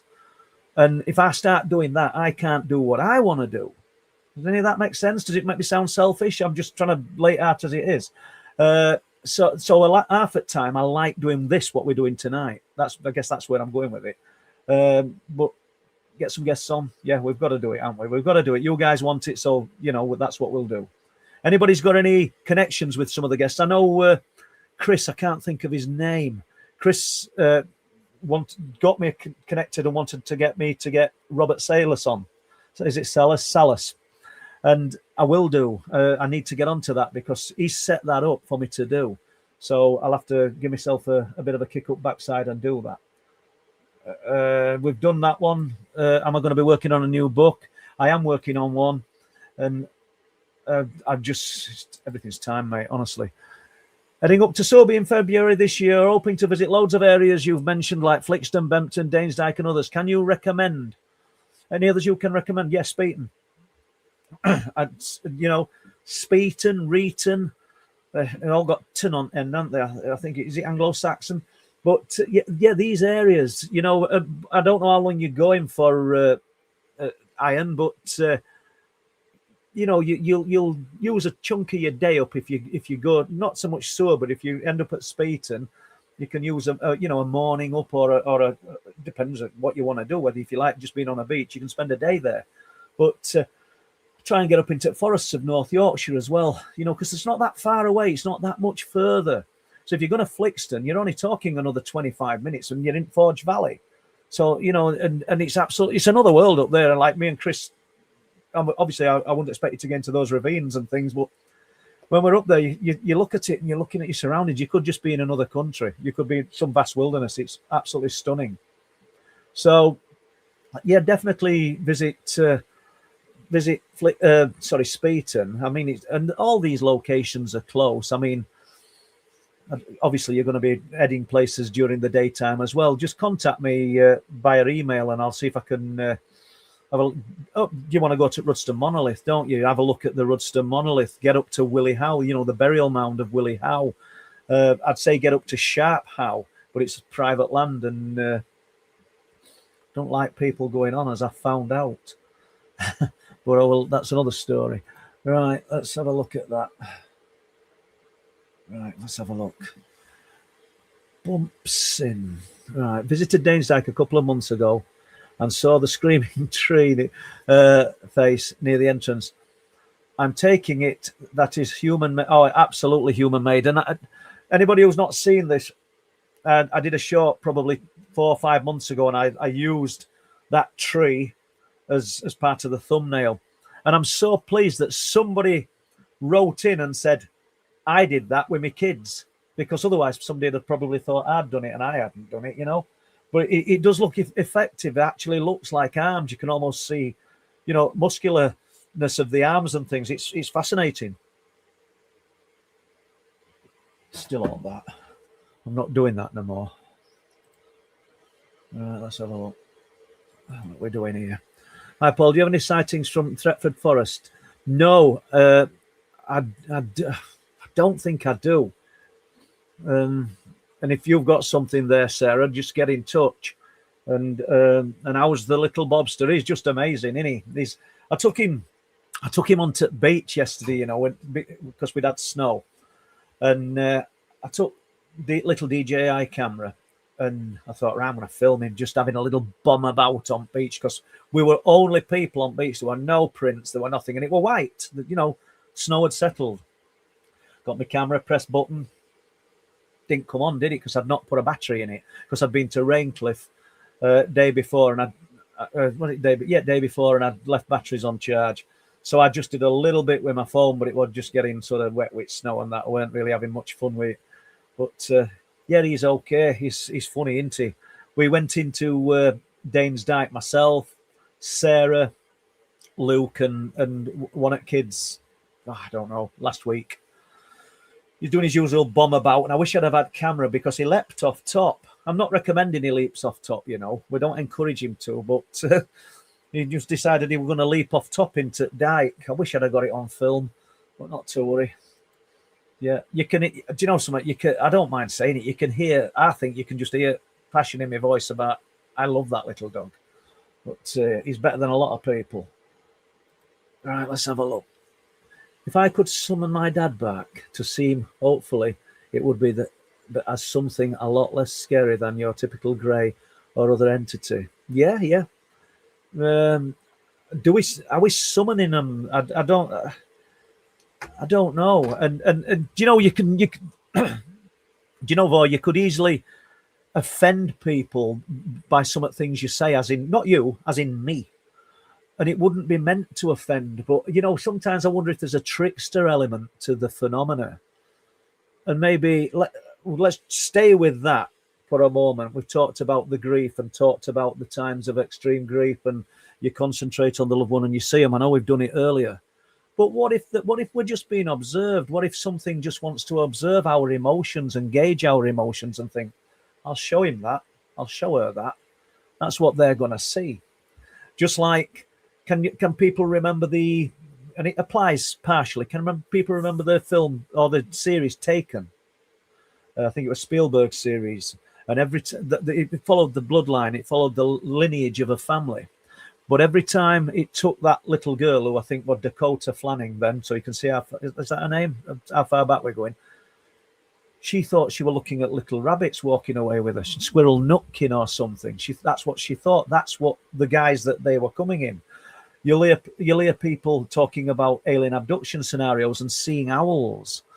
Now, I'm not saying that's what happens with the ghost scenario, the spirit scenario. I really don't know. In some instances, people are having genuine interaction, and I won't want to crush anybody's thoughts on that. But you do wonder when we know so little about. We all know that there's a reality to what is the other side of the firewall. We all know that, and we've all got a chosen niche that we're interested in, even if you want to come around to the idea that it could all be linked. There's a certain part of the phenomena that interests you the most. But none of us actually know what its intention is. And it's almost like it plays good cop, bad cop with people as well, doesn't it? You know, from time to time. Don't you think? Because some people, you'll see them on forums, you'll see them on platforms, and they talk about these alien beings are almost being angelic. And they're here for the good of mankind because that's the experience that they've had. And they won't entertain anything else. But what if it's the same thing? Just getting different things from different people. And there's people checking this. No. What's he on about now? That can't be right. Why can't it be right? Because in some instances, these things look the same. And people are having good experiences. And in other instances, they're having absolutely terrifying experiences. Good point. Night people. So that's all about my own experiences, and a lot of people in chat will know all about it. I'm always banging on about it. I wrote Night People, collection of my own experiences from childhood to about 1997. There's lots of things happened afterwards, but not to the same magnitude.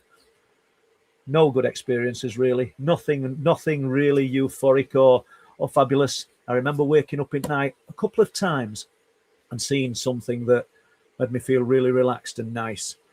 But for the bulk, everything that happened was fear-driven. But there's other people that have had incredible experiences, and I'm not actually willing to say, oh no, it can't be just because I've had a bad one.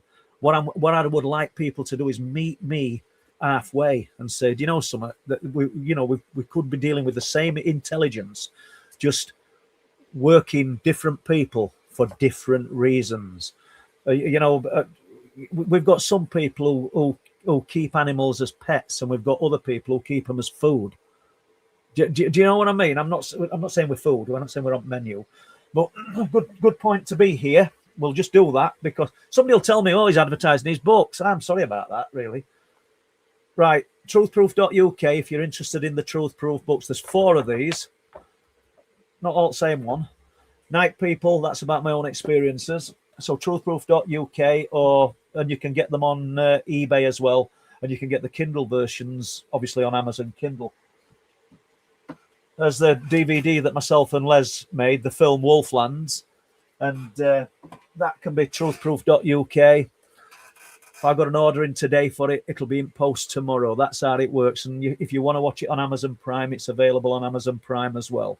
And I stand by what I say. I think that film Wolflands is as good as anything that's been made. It took us 3 years to make. We made it basically on a shoestring, but we put a lot of detail in it, a lot of time and effort into it. First-hand witnesses. It's not just people talking in a cafe like you see on a lot of these things, and then they show you a bit of some aerial shots of a forest. We actually spent time, boots on the ground, in the forests, in the locations, with these incredible witnesses. So extremely proud of Wolflands. And I'm on with another film at the moment with Chris Turner. So we just do what we do, don't we, guys? And I'll tell you what I find fascinating. And it'd just be my last little, well, it's not, what is it? Wolflands. If the American audience, the people that get in touch with me, and the sort of big hitters within the cryptid community, love Wolflands. You people, not you guys who are here now, but anybody listening to it afterwards, you're supposed to be interested in the cryptid subject. You never mention the film. It's a lot of jealousy in this fraternity, and a lot of this sort of backbiting, and which probably sounds like what I'm doing now, but you'll not hear me doing much of that. But I have noted that you'll get people in the areas that I research, in the locations, literally following like a bloodhound the research that I've done. Never mention your name. What does that tell you? You're funny people, honestly. And you expect me to be decent with you. Don't. Right, there we go. Let's move on. Right, Dave's pork pie. I love pork pie. Do the sightings up Bempton favour particular weather conditions, or does it not make much difference? I don't think it makes much difference, Dave. Do you know, I don't know that it's 18 months since, but there were a big group of us up there. It was thick with fog. And perhaps we wouldn't have actually gone up if it weren't the fact that two of the group, Heidi and Jenny, who'd come to stay in the area, they're really interested. So they'd only come for a few days, so we weren't going to let them down. We spent some time with them. But do you know, it was worth going because we were all, and Carl and Sarah were there, I think. So they travelled a considerable distance, but we were all, not just one or two of us, all seeing in close proximity, because it was thick with fog, flashes of light. I mean, what's flashes of light? People are probably thinking, well, that's not really out, is it? You're in an area and in the middle of nowhere, a really remote place, and suddenly two or three of you go, oh, there's been another one there, and they're outside of you, little flashes going off. And we're not talking about insects. This is winter time. You know what I mean? So it's fascinating. So different weather conditions, no. The only thing that doesn't like the weather conditions, probably, Dave, is us. It gets extremely cold up there. And if you've got rain and sleet coming off that North Sea, it's appalling. It really, really is. But you've just got to get yourself sort of wrapped up and ready for elements, haven't you? But good question. Thank you. Let's have a look what Rick's got to say. It's probably something.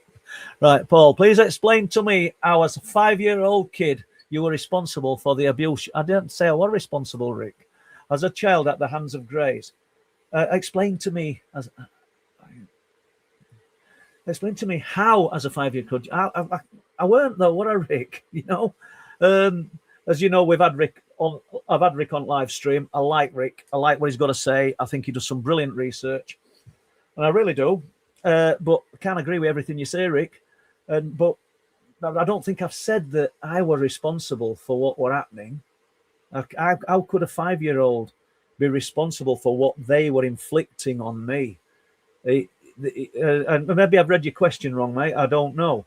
But no, they dished all that out, all that fear out. Do you know, when you've experienced something like that, you, as a child, your life's never the same again. If that had happened once, what happened as a child, if it had happened once or twice, you might have absorbed enough to think, I've had a nightmare. That's all it was. It was a nightmare.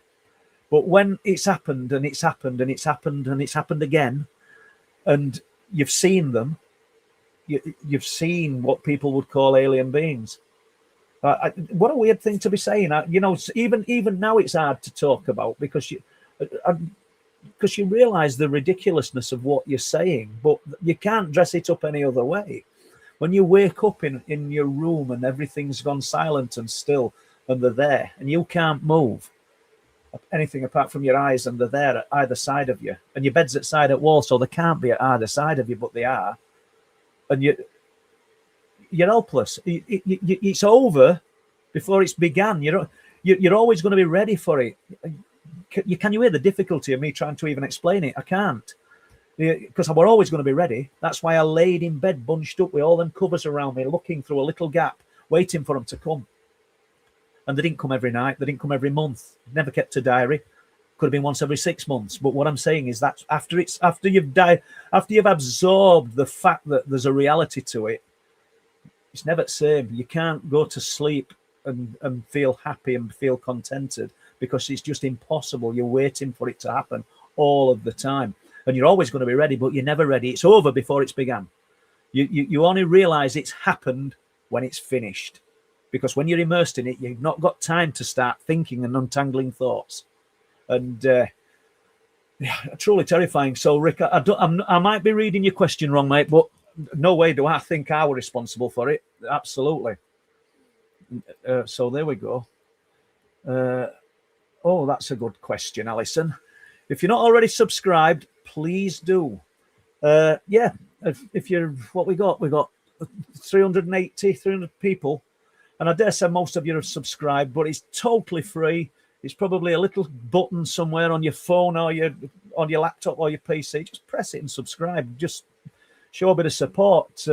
We've got Gemma, we've got Lee, we've got Alison, always here doing moderating for us, or for me, which I really appreciate. I'm sat here for a couple of hours, and which I enjoy doing. I like putting this stuff out, probably making people's minds tick a little bit. You're doing the same for me. And it's brilliant just forming and watching this little community grow. I really appreciate your support as much as anything. So if you get a chance, subscribe. Let's have a look where Rob is. Paul, do you think cryptids like Bigfoot could be avatars? I don't know, Rob. I don't. The guy, Ian, who saw that, as he says, 8 to 10 foot tall in Raincliffe Woods, can't be there, can it? Or it's transient. But there's other reports of similar things. Off the back of Ian's, I've got another report, which I'm hoping to get loads more detail on. So that's off the back of Ian's. But I wish I knew. I really wish I knew. I find myself lost for words with a lot of this, because I know you guys aren't looking to me for answers, because I don't have the answers. All we're doing is searching together. And I think anybody who tells you that they know what it's all about and they've got the answers, I'd probably run a mile, because if they had the answers, everybody would be listening, and we'd all be we'd know what it was, and we'd know what we were doing. I think there's a lot of people got big pieces to puzzle, but it's just putting them all together and making them fit, isn't it? Nothing seems to fit at the moment, because as fast as we think we're onto something, it sort of changes course and twists. It's really strange. That weren't an answer, what it wrote, Rob, but right. I'm also inclined to believe that we somehow influence the phenomena, and that consciousness, whatever that is, has something to do with it. I might think something different though tomorrow. yeah. Well, we're all like that, Rocky, and I just believe that we're the key. We're the key. If you just base it on the fact that what we said earlier tonight, there's all that coastline, miles and miles to the right, to the left, of nothingness. There's the North Sea, nothingness. There's the farmland in front, nothingness. Yet the light form chose to interact with us. Not because we were special, but it chose to interact with something that was there. Was it interested in us? Is that all it were doing? Were it visiting like a dog? Runs up to somebody and just wants a pat on the head, wagging its tail. Thinks I'll get a response. I don't know. Or were it super intelligent? If it was super intelligent, it's a weird kind of interaction, weren't it? And We enjoyed it. We want some more of that interaction. Where it'll be developing or how it develops, I don't know. Do you know, I've got quite a few things to read to you guys, but I don't think we're going to get to them, are we? But your consciousness, yeah, I think that's the key. Right, what's this? Oh, Martin, what are your hopes for this year? Plans for books and projects? Documentary, definitely. Ben McDewey, definitely. More trips into those forests in North Yorkshire. Me and Chris have been really enjoying it. Me and Chris Wright, and I enjoyed spending some time with James. And hopefully some team at Bempton will want to come in as well. And just keep doing what we're doing, Martin, because I don't think there's any special ingredients that we've got that can bring it forward anymore. I believe we had a little bit of a breakthrough when we got that light actually in close proximity. But I've said it to lads on Clifftops. What were the ingredients that night? What did we do that was different? I'd disappeared and done a bit of meditation, but I do that a lot.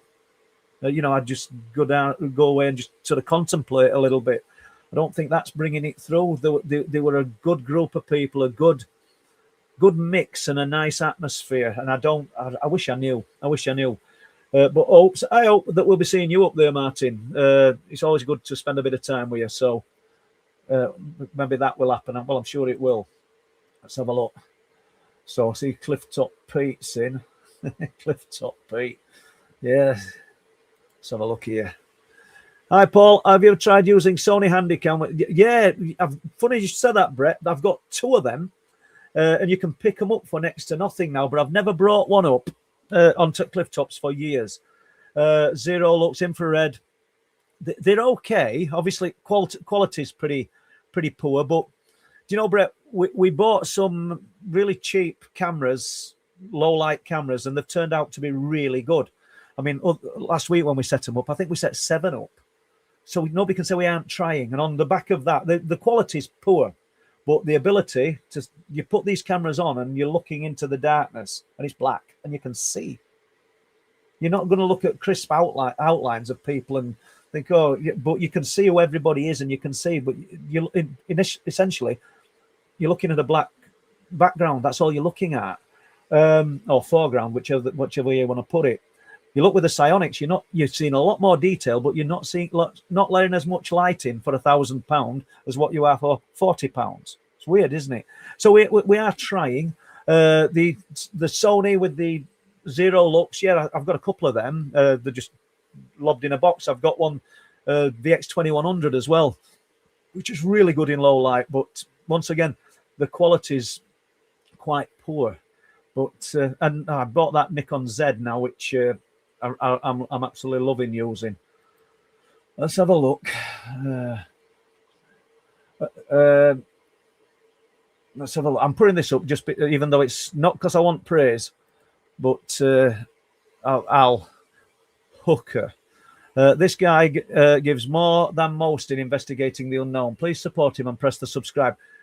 Thank you, Alf. And I've already spoke about this guy tonight. I'll not say who he is unless he wants to say who he is, but I've already spoke about him tonight. And that one of the best blokes you're going to meet. That's why I put it up. And that it truly is.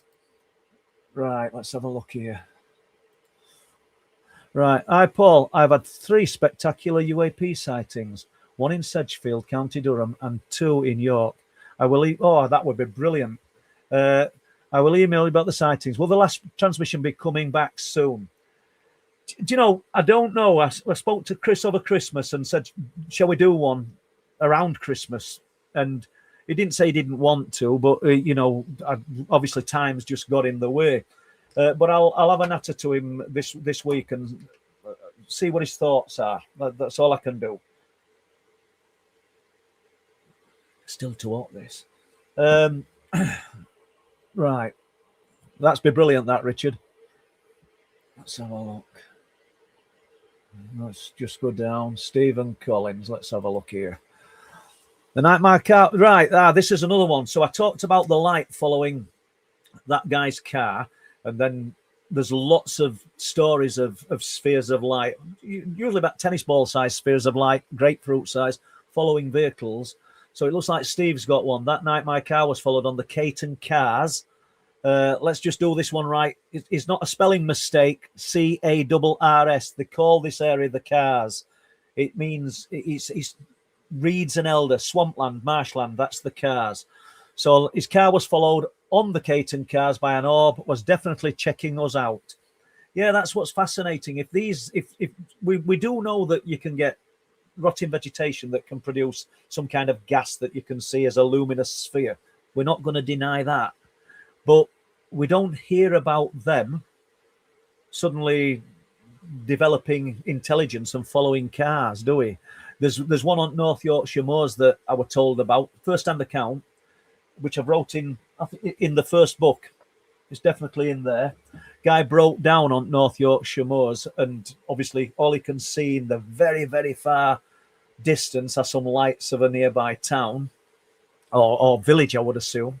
And he sets off walking. And as he's walking along the moors, in the nothingness, the empty outer nowhere, a red sphere of light appears probably 20 yards away and just parallels him for miles, which frightened him to death. Didn't hurt him, just a sphere of light. So if that was some kind of, I don't know, marsh gas or something from the moors, some rotting vegetation, why would it want to parallel a man for miles as he walked along the moors? I don't think it would it? You know, that's my thoughts on that. Now I've got Zen. Oh, scrape here. Hey, Paul, there's a polarity to physics going on. Our reality is controlled by a potent dark force. What I've found tells me this in part of a universal rebalancing of a Loosh type, dark to light. You know, you put a lot of thought into this, Zen. You really do a lot more than myself. So I'm not going to argue with you because you've more knowledge in that than me. Frightening, though. We have to get you on here having a natter at some point if you wanted to.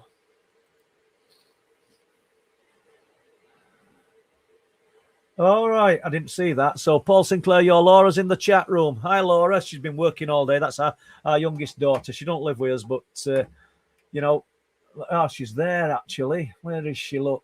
I love Laura. You've got to love your kids, haven't you? I've heard my name called out at work. Oh, have you, Laura? It's probably saying, get to work. I've heard my name called out at a work setting, a busy work setting, and somewhere it's fairly recently. And number one was there. No one was there. Number one. What's on about me? Number one. No. So that's interesting, Laura. Interesting. Probably not want to tell where she works, telling me where she works, or tell you guys. So I'll leave that one there. Let's have a look. Sorry, guys. We've just got to get that. Hey, Paul, new to subscription. Just to say, enjoying the content. Love that coastline. Thanks for your effort. Great work. Cheers. Well, thank you, Nigel. Really appreciated. Absolutely. And as I said, nobody has to subscribe, do they? It's just nice if all you're doing is just sat here, I don't know, with headset on or just listening and thinking, you know, some of this I can agree with. Most of what he's talking about is a load of rubbish. You know, not everybody's going to like what we're saying, are they? But you can't please everybody. But if you subscribe, just shows a bit of support, and I really thank you for it. How common do you suspect out-of-body experiences are with abduction phenomena? You know, Bob, I don't know. Do you know, when I spoke about it earlier, and I said when these things had happened in childhood, the bed, we had 3-bedroom semi-detached council house in a little village called Old Denby. And for some reason, sometimes I've been back bedroom, which was middle-sized room. My mum and dad had the biggest room. And sometimes I've been little room at the front. But the little room at the front had the bed paralleling wall, tight to wall. Yet when I woke up in night and these things were there, they were at the side of me, or either side, which is not possible. So I've always thought to myself, did I actually... What do they actually? When people say, "Oh, I got lifted out," I lifted out of bed and I went straight through wall. Is that an outer body experience coupled with an alien abduction experience? I don't mean in all instances. Some people have outer body experiences and claim that they just go straight through the wall and outside, and they can see and they can move about, or they They're up on the ceiling looking down at their physical. We've all heard those stories. But what if that's the essence of an alien abduction experience, and these beings have the knowledge, have the means to extract that part of us, the essence of human? And so when people think that they dematerialize us and make us into little particles that can pass through solid brick, maybe that's not happening. Maybe they're just taking us in the form of an outer body experience. I don't know, but I just want to play with, because I don't understand. I often thought I were being tricked. If I can see them both side of me, beds at side at wall, how can that be happening? And they're not dreams when you're waking up with marks on your body. In 1990s, you're waking up with holes in your back. Anybody who's read Night People will have seen some of the photographs. And when you're waking up with holes in your arms and holes in your back, and you've got memories of what was in the room with you, you've not imagined it. And my days of arguing with people, or sitting in silence, should I say, because people rolling their eyes and thinking or making a cuckoo sound, just get on with it. I'm not going to pretend that these things didn't happen because it doesn't agree with or sit right in your mind. Don't mean you, Bob. Thanks for that question. Let's have a look. Laura, Jay, let's have a look. Low shift. See if we've got a few more questions. Andy H is in. Techno. Let's have a look. Clifftop Pete. I probably said that about 10 times tonight. It's got a little ring to it, hasn't it, Clifftop Pete? Let's have a look. Do we find that the more you look into this vast subject, the more synchronicities appear? Absolutely. Yeah. And it can't be denied, can it? And sort of things that really shouldn't occur. I mean, even on an unexplained, on a basis that is not unexplained. Going into town on Friday before I went into Raincliffe Woods to talk about the guy Ian's sighting, and he's come to Bridlington Foot Day and bumps into me, of all the people in town and of all the times I could have been there. And that happens. Sometimes you think, is your life planned? Is everything mapped out? I don't know. Maybe it is. It's the last time I bring this in. All right, let's go. Let's have a look. People. Yeah, thank you. But let's have a look. We must have another question. Let's have a look. We just great. Them 2 hours have gone listening to me ramble, guys, hasn't it? Let's have a look. Why are these orbs hardly ever seen in cities? Always seem to be in countryside areas. You make a good point, Simon, but I think they are seen in cities as well.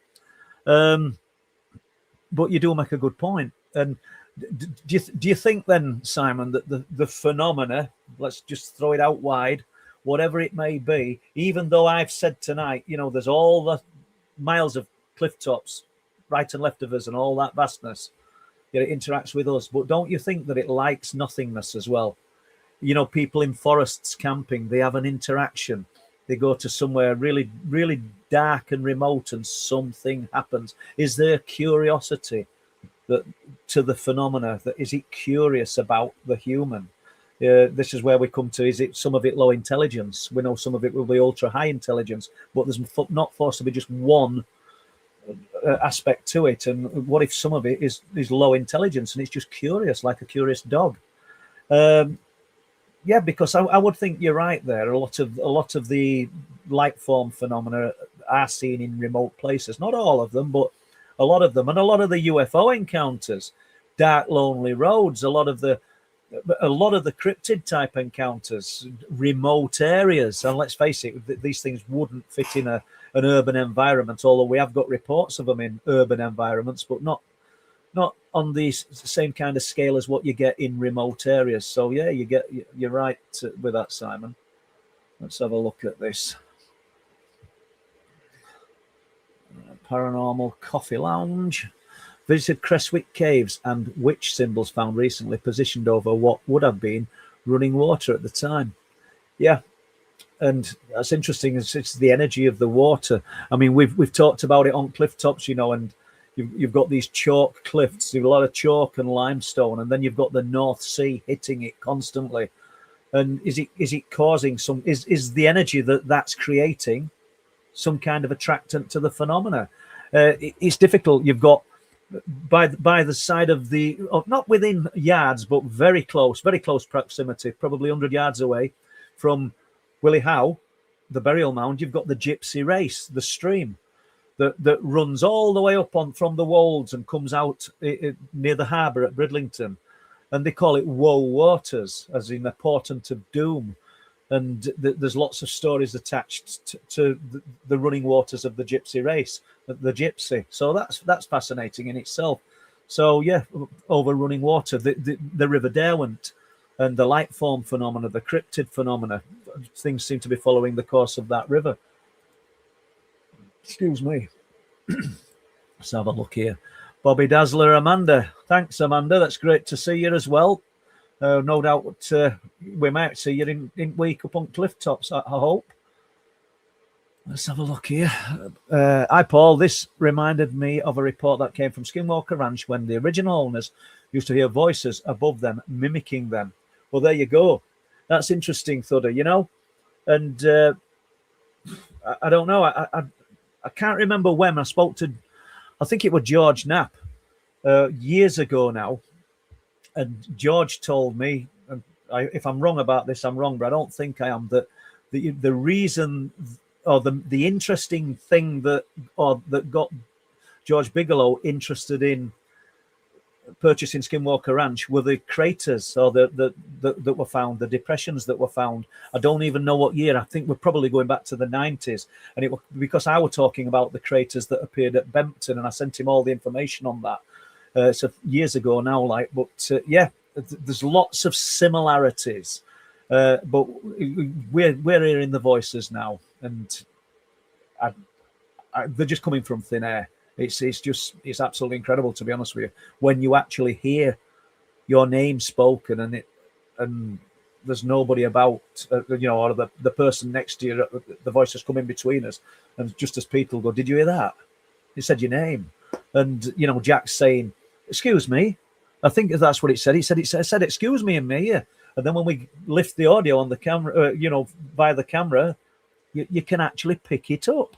It's crazy. It's not imagination. It's happening. I'm looking at the time, guys, and let's have a look. That's just the last one. Are there any reports of some night people encounters wearing satin robes, Paul? No, I've not heard anything like that, Gavin. These things that I saw as a child, they were more like your typical grey alien, except there were two that were taller, but there were littler ones as well. How crazy is that? Pardon the pun, Gavin's still crazy. So, on that note, guys, I hope I haven't bored you to death. I've enjoyed talking with you, as I always do.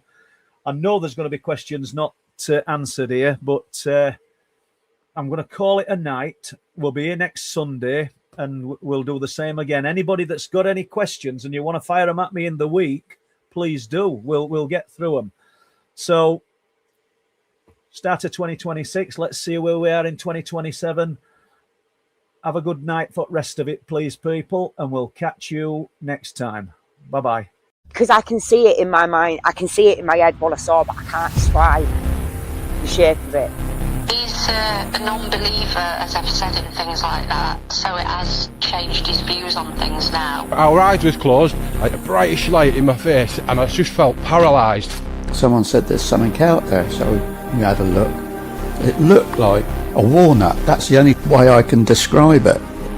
It was like it had loads of tiny little windows all over it, and it had lights in those windows, but not a light that illuminates. Anyway, we were ushered into this lounge. This fella came in, he said, whatever you saw was a weather effect. And everything is deathly silent. There's no sea, there's no wind, there's no night noise, because, there's foxes all over here. There's nothing. Not even vibration from the crap.